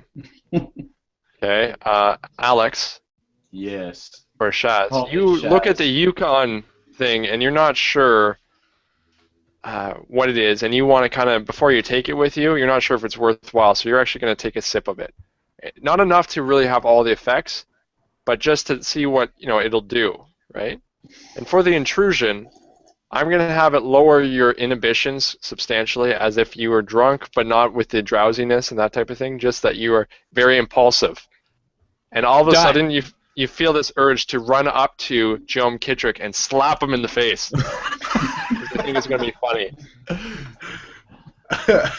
So one experience point if you want it. So you're going to look at the Yukon Gold and you're like, what is this thing? Take a sip and you're like, I think it's a good idea to slap Giam Kitrick in the face. Run up and just pound him right in the face. Yeah. So are you going to do it? Yeah. I think he just did. I just did. So Giam's... and one to Michael. So you're Or going to no, do it. one Okay. to... Sorry, one to... Oh, no, you guys did that already. I'm going to say Brandy Jack. Sorry. No, give it to Eric. Oh, wait, what? Give it to Mike. Give it to Mike. Give it to Mike. Okay, back to you, Thic. 1 XP to you. I think it's time. Giam is a big guy now. He's over, he's getting close to 7 feet tall.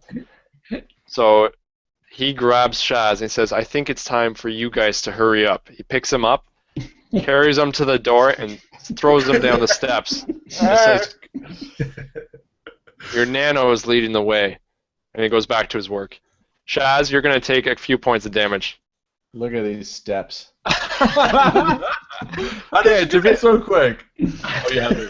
Okay, so those steps are not at all what I pictured, but we're going to keep them like that, because I guess. No, that's terrible. They go up the middle part of the support. Well, it was too hard. You're crossing lines at that point. Paint doesn't work like that.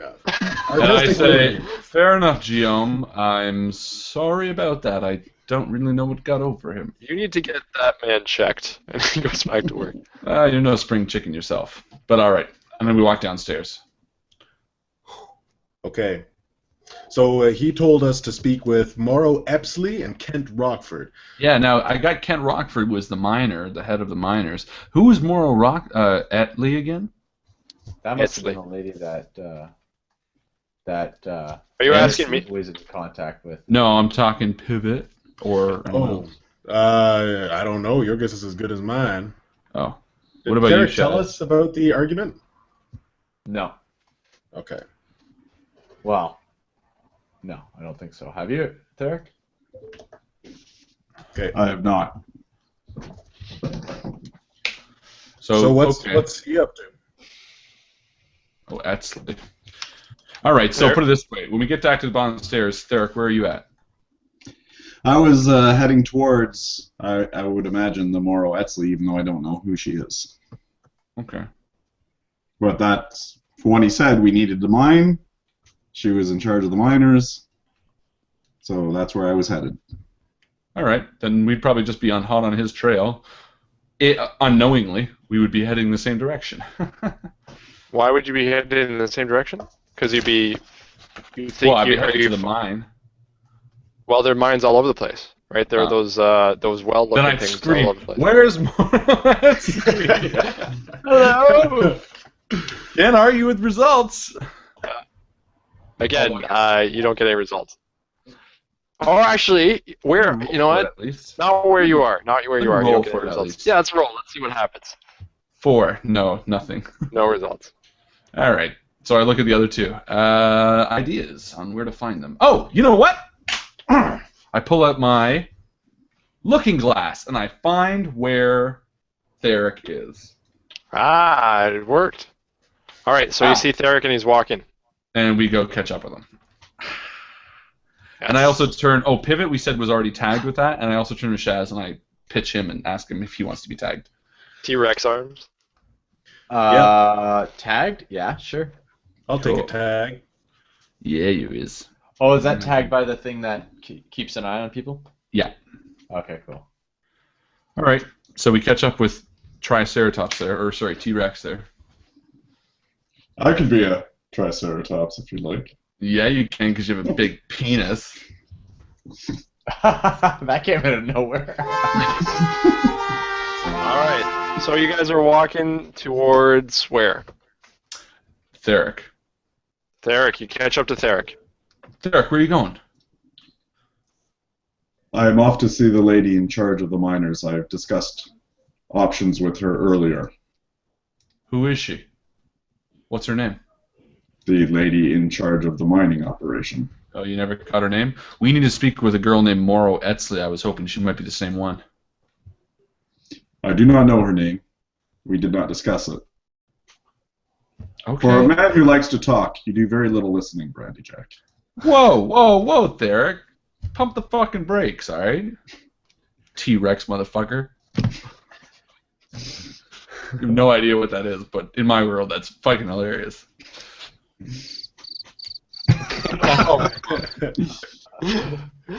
All right, so we would follow. Well, we also need to speak with Kent Rockford, yeah. So I guess we'll follow him, and go to Morrow Etley. Okay. Sure enough, you go back to where she had been set up with two guards on either side of a table, and men keep coming up with her with some sort of slip, handing it to her, and she keeps handing over a small pouch of shins. And I would say, Thic, you apparently have the relationship with her. So we're there. Sorry, we're there.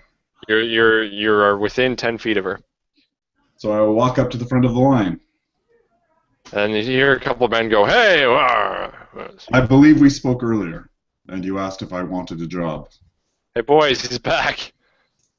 Giam Yeah. Kitrick wishes us to assist you, and he wishes you to feed these people. That does not sound like Giam. But you have not talked to him in a while. No, I don't deal directly with him, no. However, I can provide you work.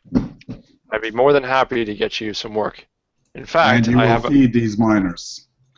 so I they can can provide them produce. with money. They can buy food as they wish. Perhaps I you even should provide them with food the for them food. to buy. I don't know what more you can ask from me. The food goes free if you want them to do. We have 3 days to make any difference.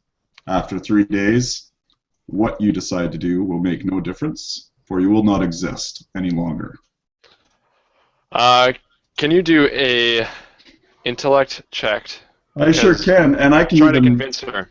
It will have to raise 1 step because I'm not very good with the social graces. I don't know if you've noticed. Yep, I have noticed.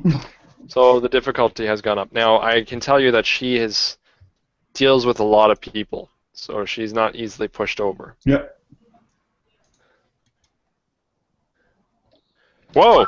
Whoa, maybe she is. You understand my concern for your safety as well as those of the miners. And you say you're friends with Giam Kitrick? I did not say we are friends. I said I've dealt with him. And Giam wants this to happen. I You tell you listen what, like Brandy Jack. if I just give away food, the whole operation is going to fall apart. I tell you what, though, I will give them a bonus. It's the best I can do. We will provide some rations just to get the morale up a little bit, just so we can get things rolling again. Perhaps Hopefully, you best speak to Brandy Jack, who will make arrangements for this to happen, as Giam Kitrick wishes. And I walk up as I'm listening and I say, "Hi, I'm Brandy Jack. Apparently we've just been introduced." Yeah. Hello. And I say, "Thic, why don't you go tell Pivot and Shaz to head into the mines or whatever, and I'll just square up with her and make sure everything is kosher." So far, that's... What is the way to the mine? Man, the way to the mine, the one that we're working on right now is if you just follow this path, this street here, you'll find some men that are going to start working towards it. So you follow them and you'll find your way. They'll get you set up. And I lean in and I say, once Thic goes, "So what are we talking about? He wants food for the workers or something?" Yeah, something like that. Strange. Yeah, look, I don't care. I need that yellow stuff. There's a little bit, and I need a lot of it. Where can we get that? Are you talking about shard? Sure, let's go with it. Oh no, I sharded. Oh, shard. There's some in my pants. Well, that's why we mine. I mean, we mine for ciphers, we mine for materials, but that's where the money is. No, I get it. So that comes out of the ground because you mined for it, and I need that. So I need it too. Yeah, we need a little more. Seriously. I think. So, I think. Are you in the realm you want to purchase? I'm sorry, we have a shortage. I'm sure you know. We do have some. Do you want me to show you what we have? Sure. Yeah, give me as much as you can. And he goes, well, most of it gets shipped to the head of the country, but I'll show you what we got. Sure. So she takes him over to where you see these big metal crates, completely sealed. Any of them big enough to... Opens it up, and it's all just these little tiny chunks, like really small pebbles.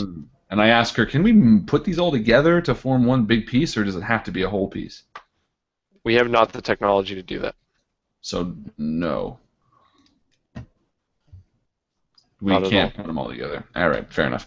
Then, who is your best miner? The guy who knows it like the back of his hand. Maybe an old guy, one of those real wise characters, those NPCs that just make you go, I like that guy. Unfortunately, our best miner is called Kent Rockford, but his character is leaving lots to be desired. Look, that's fine. We have a lot of people like that with us right now. Is there anything we can do to speak with him? Because we're going to need the very best advice to get a large shard. And Morrow, I'm going to level with you. Can I borrow you for a second over here? And I bring her to a place where there's open sky. And I hand her the Oculus. And I say, I want you to look up at the sky right about there through this. And she looks up and she says, I see clouds like I always see in our sky. Yeah, look past the clouds, you moron. How am I going? Morrow. She's not able to. Well, she can't see them? Isn't it like the Oculus supposed to be magical? Can see through anything? The Oculus magnifies things within 10 or so meters, and you can see like molecules and things like that. Ugh. Anyway, look, ask Giam, ask anybody. She's looking. She's like, what am I looking for? You feel those earthquakes? You know those earthquakes that keep happening?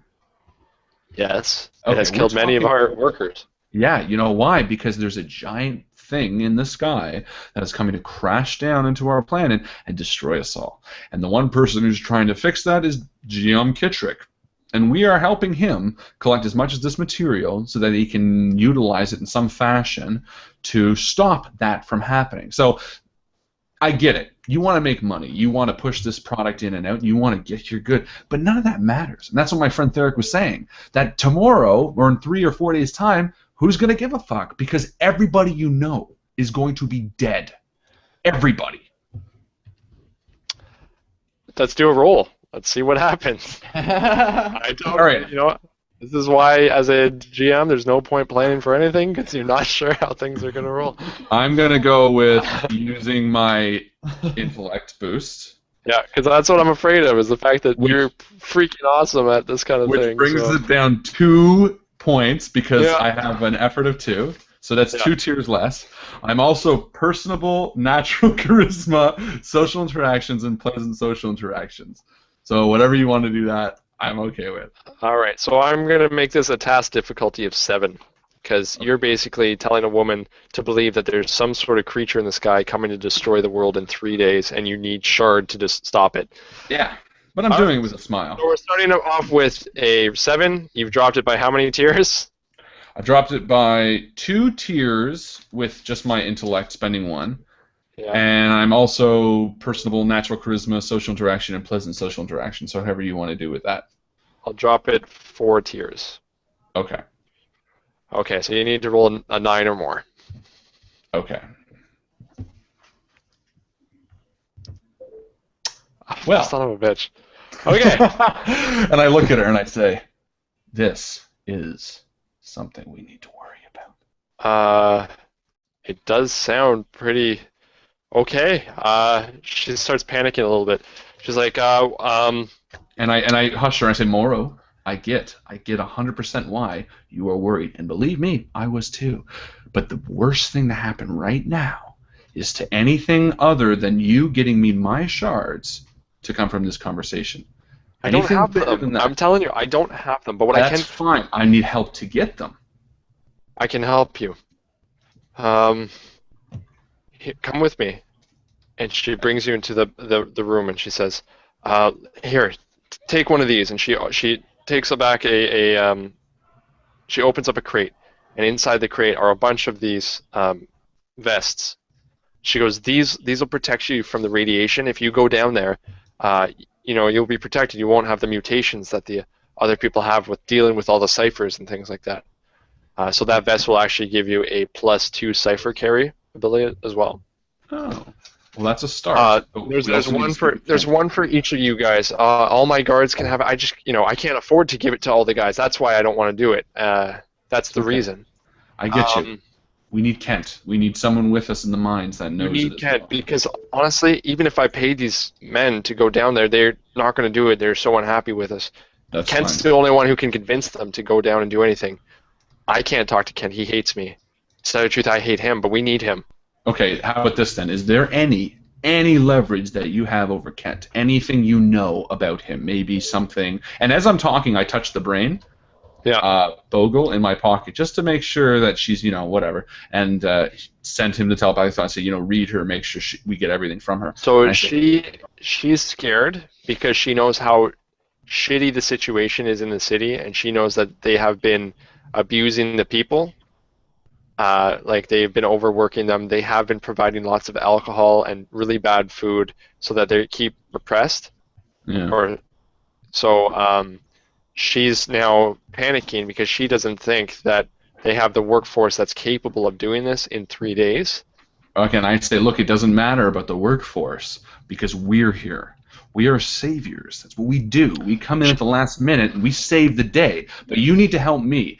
We need to get Kent on our team. Is there anything you know about Kent that we can use to our advantage that will make him come with us? A secret, maybe his mother, family, something like that. All I can tell you is that Kent, well, first of all, I know where you can find him. You can find him at the local, the pub that's near his mine. He's done for the day and he's just been paid, so that's one of the places he'll be. Secondly, I can tell you that man is he is pure. He is straight on the straight and narrow. There's not something, aside from the drinking, obviously, but he seems to be, there's nothing I can find about him. Trust me, I tried to get him out of... Is he competitive by nature? He likes hard workers. Yeah, what about a drinking contest? The guy like the sauce? Maybe you won't be able to drink him. Well, we'll have to see about that. Either way. She goes, I need to make preparations. I need to get my men organized. I need to send a message back to the capital. No, look, we need to start an evacuation. Hey, listen here.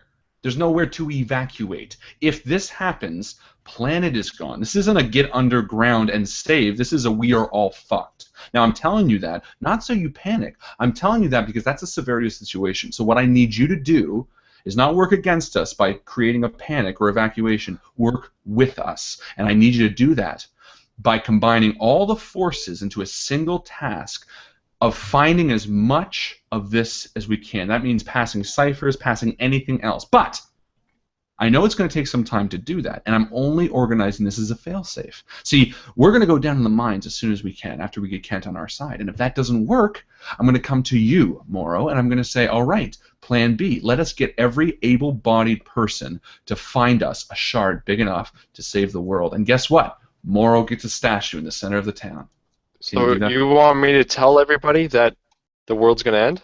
No, I want you to organize everybody into a single purpose of finding this. And you can say it's for money or whatever purpose you want. I don't care.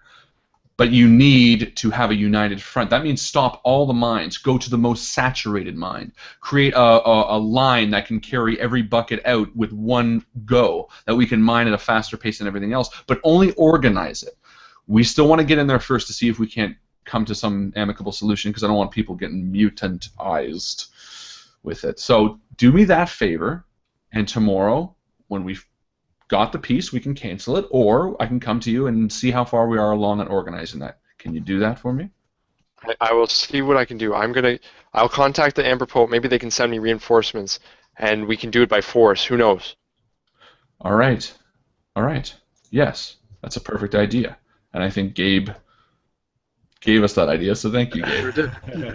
Good call. So, perfect. So she says, okay, I'm going to go. Yeah.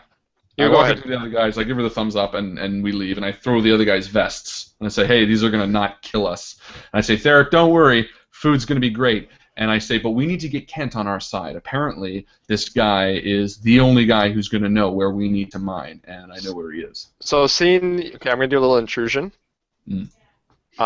Seeing you guys walk out and you throw in these vests like they're nothing to each other, the other miners who are these big guys, you would expect them to be glaives, all of them, because they are strong enough to survive. Some of them look like they're nanos, different things like that. If there's a generalization you can say about that. Wow, racist, but okay. Classist. That's right, it's more classist. They see you throwing these things that they can't afford to protect themselves, knowing that Morrow's had these the whole time. They begin to riot. They start pushing each other. They say, hey, who are these guys that they all of a sudden get the protection that you can't even afford for us? And they push over the table and they start fighting. The guards start firing off their things, and just this big riot begins. And that's the intrusion for whom? That's for, good question. I'm going to say, I guess that's tough, for Brandy Jack. Yeah, it's not an intrusion. Yeah, it is. That shit happens. That's not an intrusion. What? There's no choice there. That shit happens. I would have taken it. Sorry, guys. Damn. But you know what? Let's do that. Let's give everybody 2 points of experience, because I have not been given experience points there enough. So. Yay! Everybody gets 2. You guys have found Giam, Kitrick. You guys have started a riot, so 2 points. Yay! That's what we I want to say, Brandy, so Thic actually had a verbal encounter that was successful, and I think that requires some praise in itself. Usually, he just forces people to. All right, I'm gonna have to jump on this rebellion and kick over a table and stand up as fast as I can and say, "Hold on, everybody!" Focusing on the guy who saw us first, and I. And I want you to do a defense roll because someone's throwing a rock at you. Okay. Can I just take the hit? Sure, you can. I'd rather take the hit. I'll take the hit. Oh, 4 points of damage. I want them to see it. All right, I know. Yes, I agree. Thank you. Oh, 2 taken off that, right? Okay. Yeah. That was 8. Okay. I say, hold on. And I'll have to roll for attention and grabbing, I'm assuming, of some sort? Okay. So I will spend one of my intellect to lower it 2 tiers. Okay.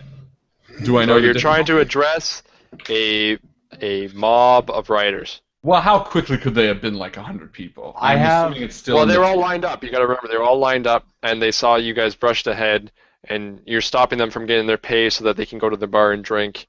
and you just were given willy-nilly these vests that could have saved many men's lives, and just tossed them around like they were nothing. Yeah. Who are these guys?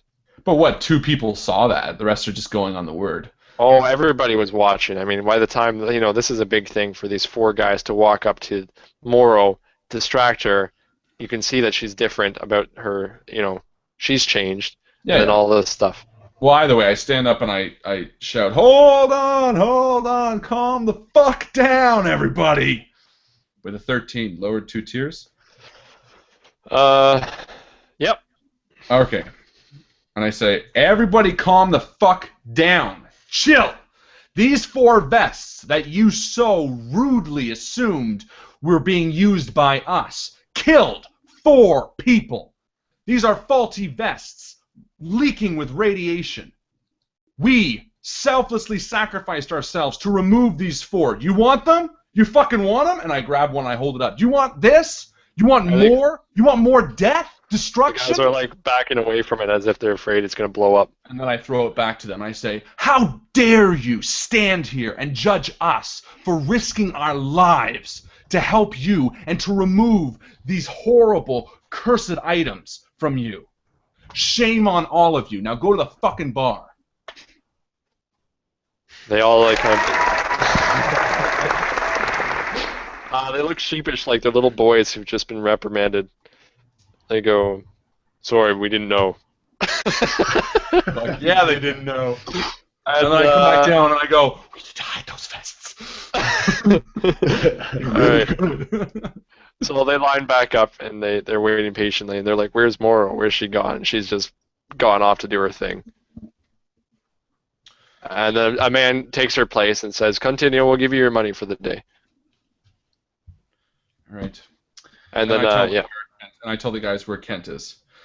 Pivot, we need to get to this Kent guy. He's the one who's going to be able to help us find the shit. Where'd she say he was? Well, she said he's at a bar? Yep. But apparently he's extremely difficult to work with. All right, how do you suppose we're going to get to him? Maybe we could use Borgel?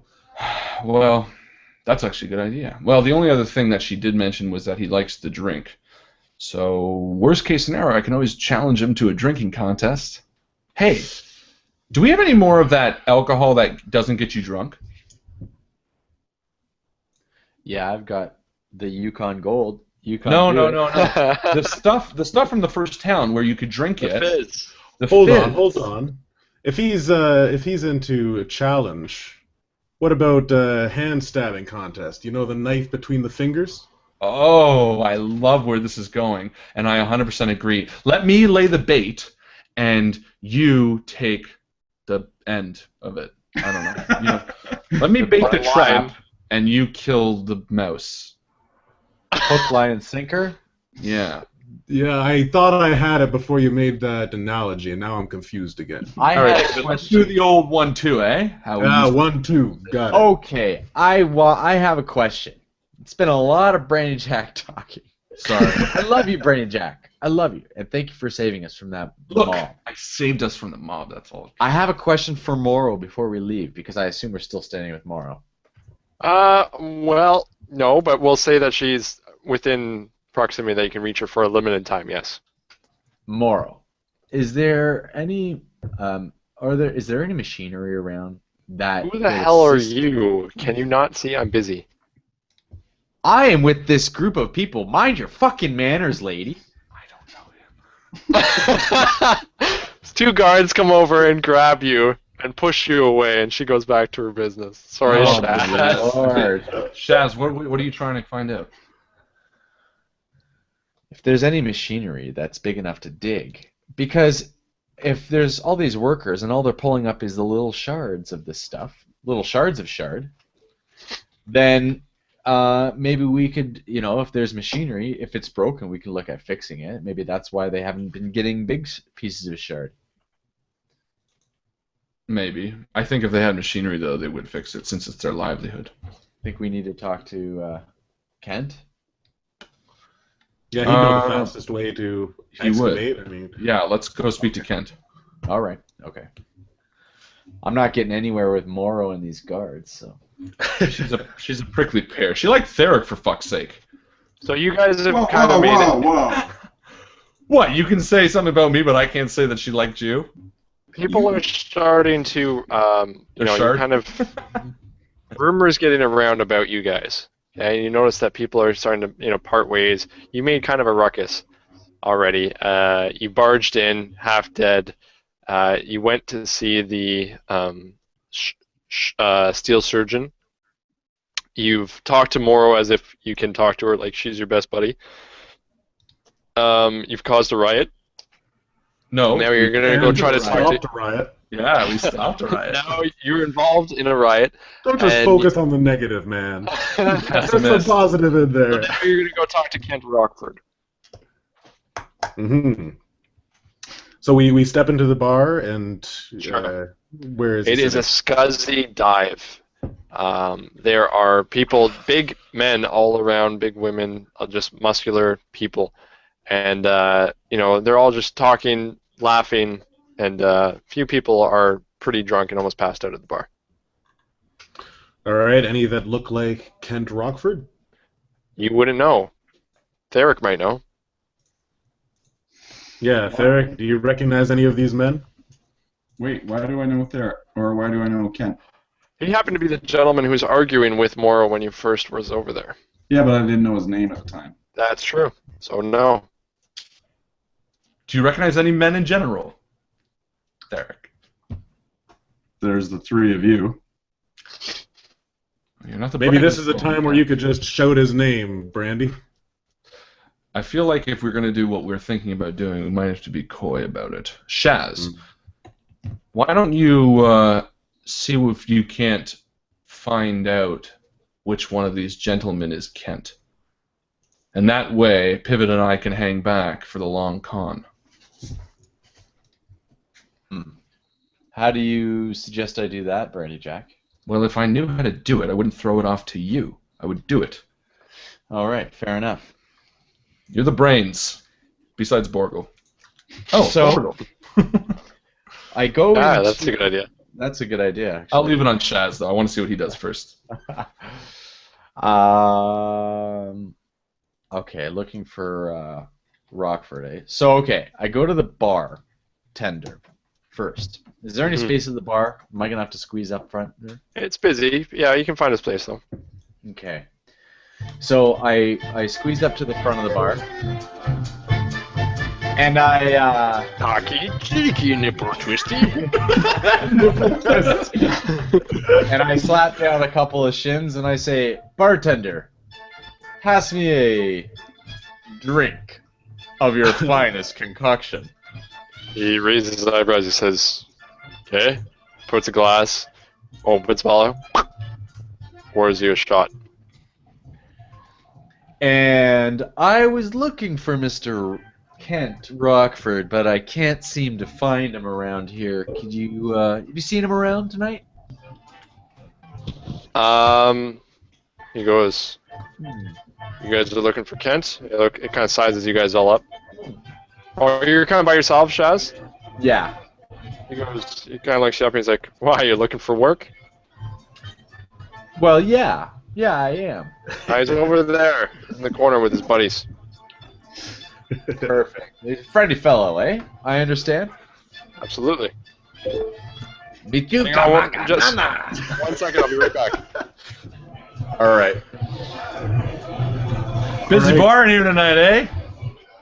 Do you come here often? It's pretty busy. I like the song. Hi. So you Kent! look over, Kent's there, and he's surrounded by a whole bunch of men, and he goes, "Ah, hello, are you going to join us?" Yes, yes. Would you mind if my friends came along and joined us? The more the merrier. Bring him over. Excellent. They pull up I some more wave- chairs. I wave over and I say to whoever, Brandy Jack, it's up to you at this point. Do you come in on your own, or do you bring Pivot and Thic with you, or just... Yeah. And I, as we're walking up the table, I whisper to Pivot and I say, "Strong silent type." That's what I say to you. Like, we've done this one before, and I'm saying to Pivot to play his strong silent character Yeah. that he loves to do so much. Yep, and I stand with better posture and There we go. bit of stone And I cold slide into the face. bar and I say, Kent Rockford? And he goes, yeah, that's my name. And he puts his elbows and he's got these massive arms. And he goes, you gentlemen do not look like you've done much work as of We late. are not big of workers. I honestly came here because, holy shit, did I meet a bitch today. Oh, yes? You came to me because of a bitch? No, I got 99 honestly, problems, I can tell you that. But No, you might know her, some little Morrow something or other. I don't know. She's you working over seem there. kind of tense up. He's like, yeah, I know who you're talking about. What do you think of her? Now, hey, I don't mean to step on any of your friends' toes. Friends? That woman, she's the devil incarnate. So you're with me on this? That stupid fucking bitch. Did she snake you out of money? She's snake. Money is the least of our problems. My men are starving. My men are dying because of her. And she's letting them. She's fucking sitting there on her goddamn horse or castle, whatever the fuck she has, and she's letting us starve. Fucking piece. It drives me up to... You want a drink? I'm gonna get one. Yeah, I need another one. It's payday Yeah. after all. 2 over here. Sorry, don't mind my friend here. He hates Morrow even more than me. He's fucking pissed. Everyone This says, guy, let me just tell you, this guy here, he is one of my greatest friends, but holy shit. Look, oh, man. Whoever hates Morrow is a friend of mine, and the drinks are on me. And he waves over to the bartender. and I say, look, hey, my buddy here, he was the one who hates her, but let me just tell you, this fucking guy, this guy beats me at everything. Oh my god. You ever played five finger fillet? You ever played that? I have. Yeah, this guy, oh my god, he is better than anybody I've ever seen. I don't care who you are. And no offense, man, you look built. I get it. You're down there scraping up the fucking bodies of your friends, working for a living. But honestly, this guy, holy shit. I've never seen him lose. Well, I mean, I know a man who could probably beat him. Look, you seem like a good guy. You bought my drink. In my book, you are the opposite of the spectrum from fucking that. Here, here. Yeah. To Ken. So as you guys are making this boisterous kind of thing, a gentleman walks up to you, and he's kind of a younger man, and he tugs on. He looks at you, Brandy Jack. He says, "Hey, I thought it was. Are you Brandy Jack?" Yeah, I am. Can you give me a minute though? No, you're Brandy Jack. And he shows you a symbol. He says, "I know who you are." And he's showing you a symbol of the jackdaws. He's got it embroidered on the inside of his shirt. He goes, Holy fuck! And I look at Pivot. This one says, "I know about the meeting."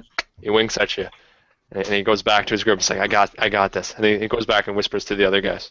Okay. And I turn to Pivot, and I turn to Kent, and I say, Kent, my friend Pivot hates Morrow. He's got a proposition for you, and I think that you could help us do it. I'm going to be right back, and I zip out of the booth. Okay. And follow that guy. So Ken starts drinking some more, and he orders a few more rounds, and he's getting a little bit loaded. So you go over to this table, and it's all the young guys. And the young guys kind of whisper and start looking over at you excitedly. No, stick with them for a minute. I want to see what happens. Okay. So Kent Rockford is getting drunk, and he's talking to Thic, and he goes, "Thic," or I imagine he knows your names eventually. No, he says, "What is your name?" My name is Thic. Thic, what happened to your arms? Was it a tragedy of the mine? I haven't seen you before. Are you are you working over at the B mine, or are you in one of the other ones? This was caused by the iron wind. And he goes, "That thing is probably the reason why I've lost men. More, even worse than Morrow, if I say so. We can't leave. It used to be that we used to have farms all around the city, and we could provide for ourselves, but since the iron wind's there and we rely so heavily on the protection of the forest field and food being brought to us, we have but little choice but to work for next to nothing." It goes quiet. We need shards, Kent, and we need them soon. Can you get them for us? Well, I mean, that's what we do. We mine for ciphers and shards, and we get what we find. And yeah, I mean, I have some I can sell you if that's what you mean. We need a large piece. And it says a little bit more hushed. I was like, well, I do have some, and that I haven't brought up to the surface, but it'll cost. And I will take them now. Whoa. What is the hurry? I mean, it's payday, and I've only had 6 or 7 or 9 so far, so we might as well enjoy ourselves. We can talk business in the morning. There is no business. There are only the shards, and we must get them to Giam Kitrick. Excuse me, friend. I don't know why you're here, but I'm trying to relax. The shards. Can you believe this man? And he stands up and he says, "Excuse me, gentlemen, but I'm not interested in business right now." This is not about business, Kent. This is about your life. And he he looks at you inquisitively and he goes, "What do you mean?" I mean that we need the shards to save your life and the life of everyone else around here. You can give them now and be a hero, or I can take them from you. He sits back down and goes, "You are talking some mighty tall talk there." How about another? Let's pause there. Let's pause there and go back to the other side and see what happened. Before I come back and there's just blood on the side. Eric's just pummeling this guy with his. He didn't play. All right. So I walk up to these kids. Yeah. And I say, now, the first thing you did wrong is you mentioned my name out loud, you kids. Buy me a drink. Let's talk. Oh, absolutely, man. First rule is so happy to see you.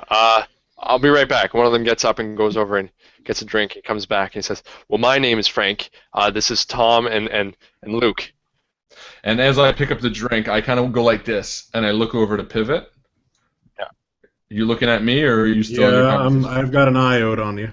Then I go like this, and I put it back down, and I say, actually, you know what? Make it a fizz. Fizz? Yeah, it's fizz? From the... You know what? Doesn't matter. Look, what time is the meeting again? You know me. Million things in the air. The kid realizes what you're talking about, fizz. He's like, "Why would you drink non-alcoholic drinks? I thought you could." Look, kid, you gotta understand something about fizz, okay? It wears off quickly, but fizz is impossible to poison. Now, yeah, you went over there, you got a drink from the bartender, but when you're a brandy jack, you gotta make sure you're watching everything. And I didn't see the bartender pour it. I see what you mean. And fizzes. Okay, I'll get you some. He gets over and he actually comes back with 4 fizzes. And he takes the other glasses with him and he says he gives them back to the bartender as if they're disgusting and asks for 3 fizzes and comes back over. Nah, you're thinking like a jackdaw thinks. And what time was that meeting again? Well, it's tomorrow morning. The guy that you sent who was recruiting, he said if we meet in the morning, he'll tell us our next step, towards the plan. Yeah, of course. No, that's, him. Did you get his name? Did he tell you his name? No, he just, I heard about what you've done, about the fact that you talked an entire city into giving you an apartment building where you now have the key to the city, and how you killed a beast just by looking at it. Well, it wasn't just by looking at it. I gave it a wink, too. But listen here. One of the first rules that I told this guy is not to reveal any information. And I want you to tell me, how much of him did you pick out?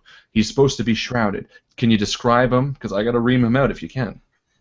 Well, he was about your age, is what I'd say, and he had a little bit of stubble and brown hair. That's about as much as I know. Nothing else, eh? You couldn't pick him out of a lineup. No one else, nothing else about him. Not really, no. And he didn't tell you his name? No, he just said meet here if you want to be a jackdaw. All right. That's to do it. Now, what time did he tell you? First thing in the morning, he said around, right when the sun comes up. Ah, see, I knew you'd do this. So, right when the sun comes up, Yeah. I want you guys to wait an hour. This is classic 101. And what I'm meant to do, and why I'm here, is I'm intercepting this to make sure we push it one more hour. So, where was the location again? Oh, well, right behind the bar. Yeah, okay. So look, here's the thing. Sunup's at what, 5 o'clock? You guys be there at 6 o'clock. Right. And then the initiation starts. Right, like a special initiation just for us. Exactly. So we know because you want, but the other guys don't actually know. That's where it's at. So you make sure that you are there on that time, and we are good. We should go prepare. Definitely. Make sure you're on your A game. Thank you. And they kind of like bow out and run out of the space. Good kids. And I look over to see what their table's doing. They're starting to. Their talking seems to be heightening up a little. You see Thic is kind of shouting, and the guy stood up and sat back down. All right, so I walk back over. And I buy Kent. What are you talking about? Why do you need the shard so badly? Why are you disturbing me? I'm gonna die. Are you threatening me? Kent. What Thic's trying to say is that we've all had a little bit to drink tonight. And ultimately, we're just trying to gain your confidence because we need your help. And yes, this is the honest truth. Not looking to talk business, but we do need your help. You are going to help us. And I'm going to touch Borgle and read his brain while Shaz is saying this to him. So his brain's a little harder to read. It's a little foggy. Borgle has already been used today, so his pool is down. He's not quite. But what he gets from him is that he's honestly just a straight and narrow kind of guy. He's trying to relax, and you guys are frustrating him. All right. So I say, Kent, I speak up, and I say, how about we bet you for it? It's the first For a word. shard? no, Randy? look. Okay, here's the thing. And I kind of go to pivot, and I say, Borgle tells us he's a pretty straight-up guy. I don't think he's going to like it if he finds out we cheat him. Look, here's the fact, Kent. You want me to be skinny with you? I'll be skinny with you. And I sit back down. What that shard is going to provide our employer, Giam Kitrick, is with the salvation to the world, as you might put it. You feel those tremors deep down in the well that are crushing people and killing and hurting and being just a bitch? I know what you speak of. Of course I do. You ever felt tremors like that before? Once a year, maybe. All right. Well, they're getting more frequent, and I'll tell you why. Whether you want to believe it or not, there's something up in the sky coming towards this Earth like a fucking bat out of hell. And when it hits us, it's over. That's it. We're talking. You've had too much to drink, haven't you, sir? Ken, I'm sorry, man, but you got to listen to me here. It's going to hit the Earth, or whatever. Yeah, we're Earth, right? It's going to hit us, and it's going to cover the Earth in flames, and everyone's going to die. And it sounds horrific, and you know what? It is. Giam Kitrick asked us here to help him, and what he needs is a large piece of shard so that he can fire it at that fucking thing in the sky and destroy it. And we need your help to go down on the mines with us and help us find a piece. Okay, roll to see if he believes you, first of all. Again, we're going to make it a very similar difficulty. You're in a bar. It's such an unbelievable thing. Yeah. I'm going to lower it again by 2 by spending a point. And we'll do natural charisma and all that stuff. Okay. So lowering it 4 difficulties, you said? Yep. All right. Cross your penis. Oh, that's a bad roll. I'm going to spend an XP. Okay. Down to 1 XP again.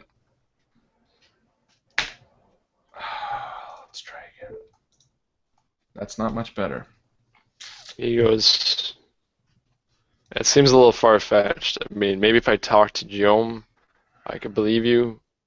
But right now, I can't risk my men going for the big shards when there's not even a reason to.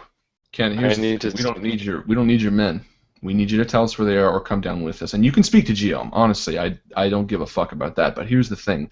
We have 3 days, exactly 3 days, and by this time probably under that, before that fucking thing in the sky crashes down and kills us all. So we are not just on a clock here. We are on the clock. This is 5 seconds to midnight, and we need you to step up to the plate. And I jump in and I say, what will convince you to help us, Kent? I'm a simple man. What I see, I believe. If you can show this thing to me.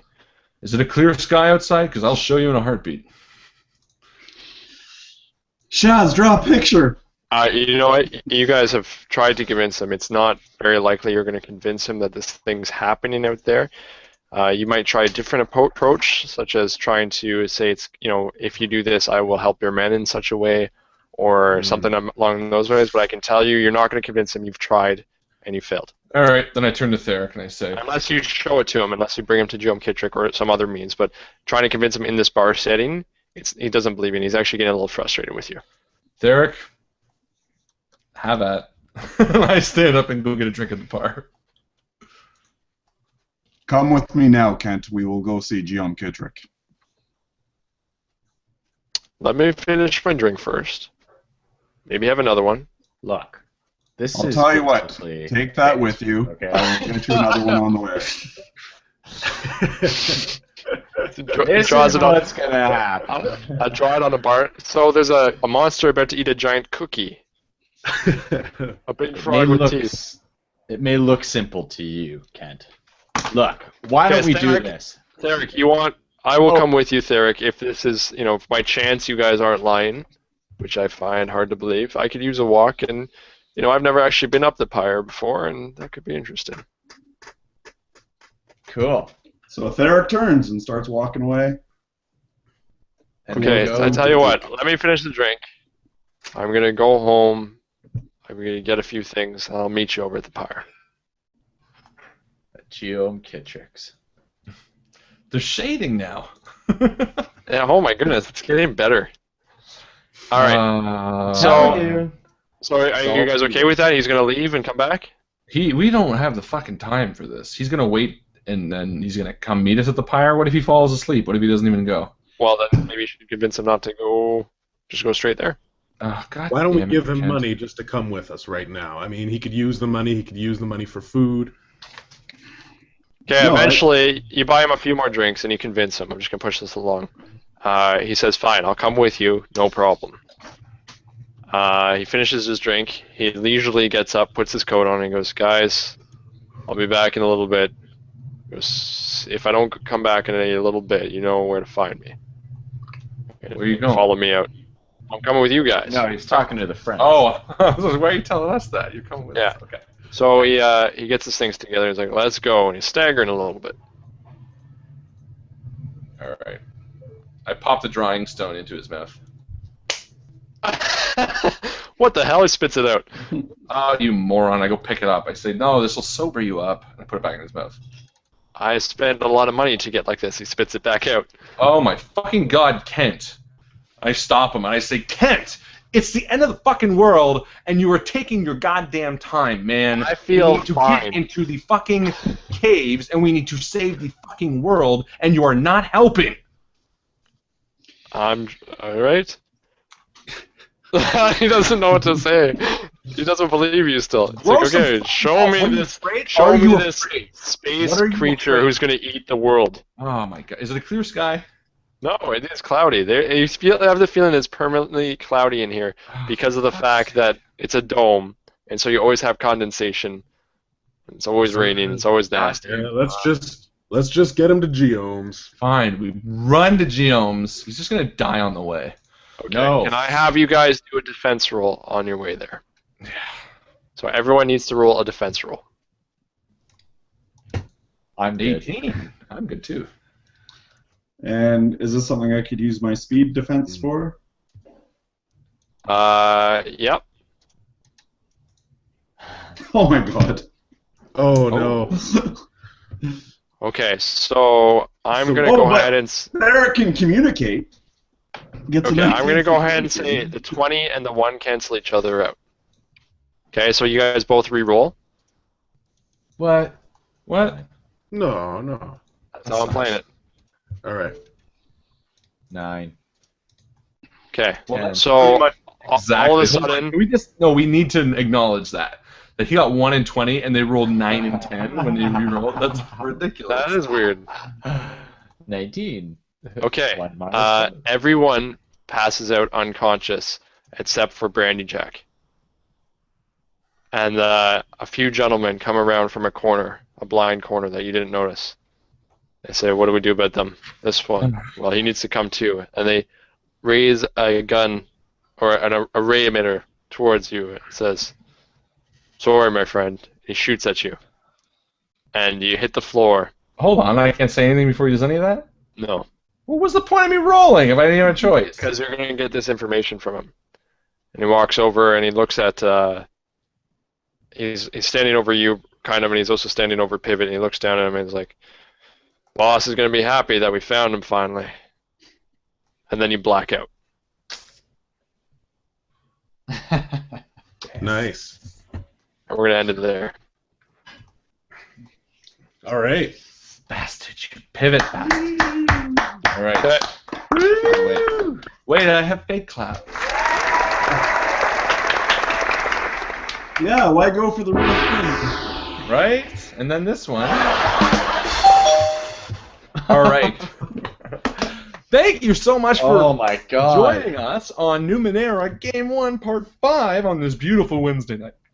Oh, I have the hiccups. I've been drinking too much. On this beautiful Wednesday night. Thank you to our GM, Chris, for a fantastic game. Problem? Oh, the effects don't work. Oh. For a fantastic game. Once again, it was great. Kept me on edge of my penis all night. Thank you to our players, because I don't think I thank you guys enough. Mike, Justin, Alex, obviously myself, for being here. It is great to play with you guys and see you guys. And of course, a huge thank you to our audience, the lovable, hilarious people who watch along. Yes. Who are probably still behind this because they're still posting about things we just did, and I think the stream was lagging a little bit. So, thank you guys so much for watching along, playing along, commenting along, and just being involved, because it makes this so much more fun. Other than that, I don't have much to say, other than next week we are planning to come back with another game of Numenera, unless for the foreseeable future we're probably going to be doing that weekly. So please, please, please come back and play with us again. And we're going to be posting the weekly poll tomorrow morning. Anything else, guys? What will happen? We don't know. Find out next week. See you around the table. See you around the table. Goodbye, guys.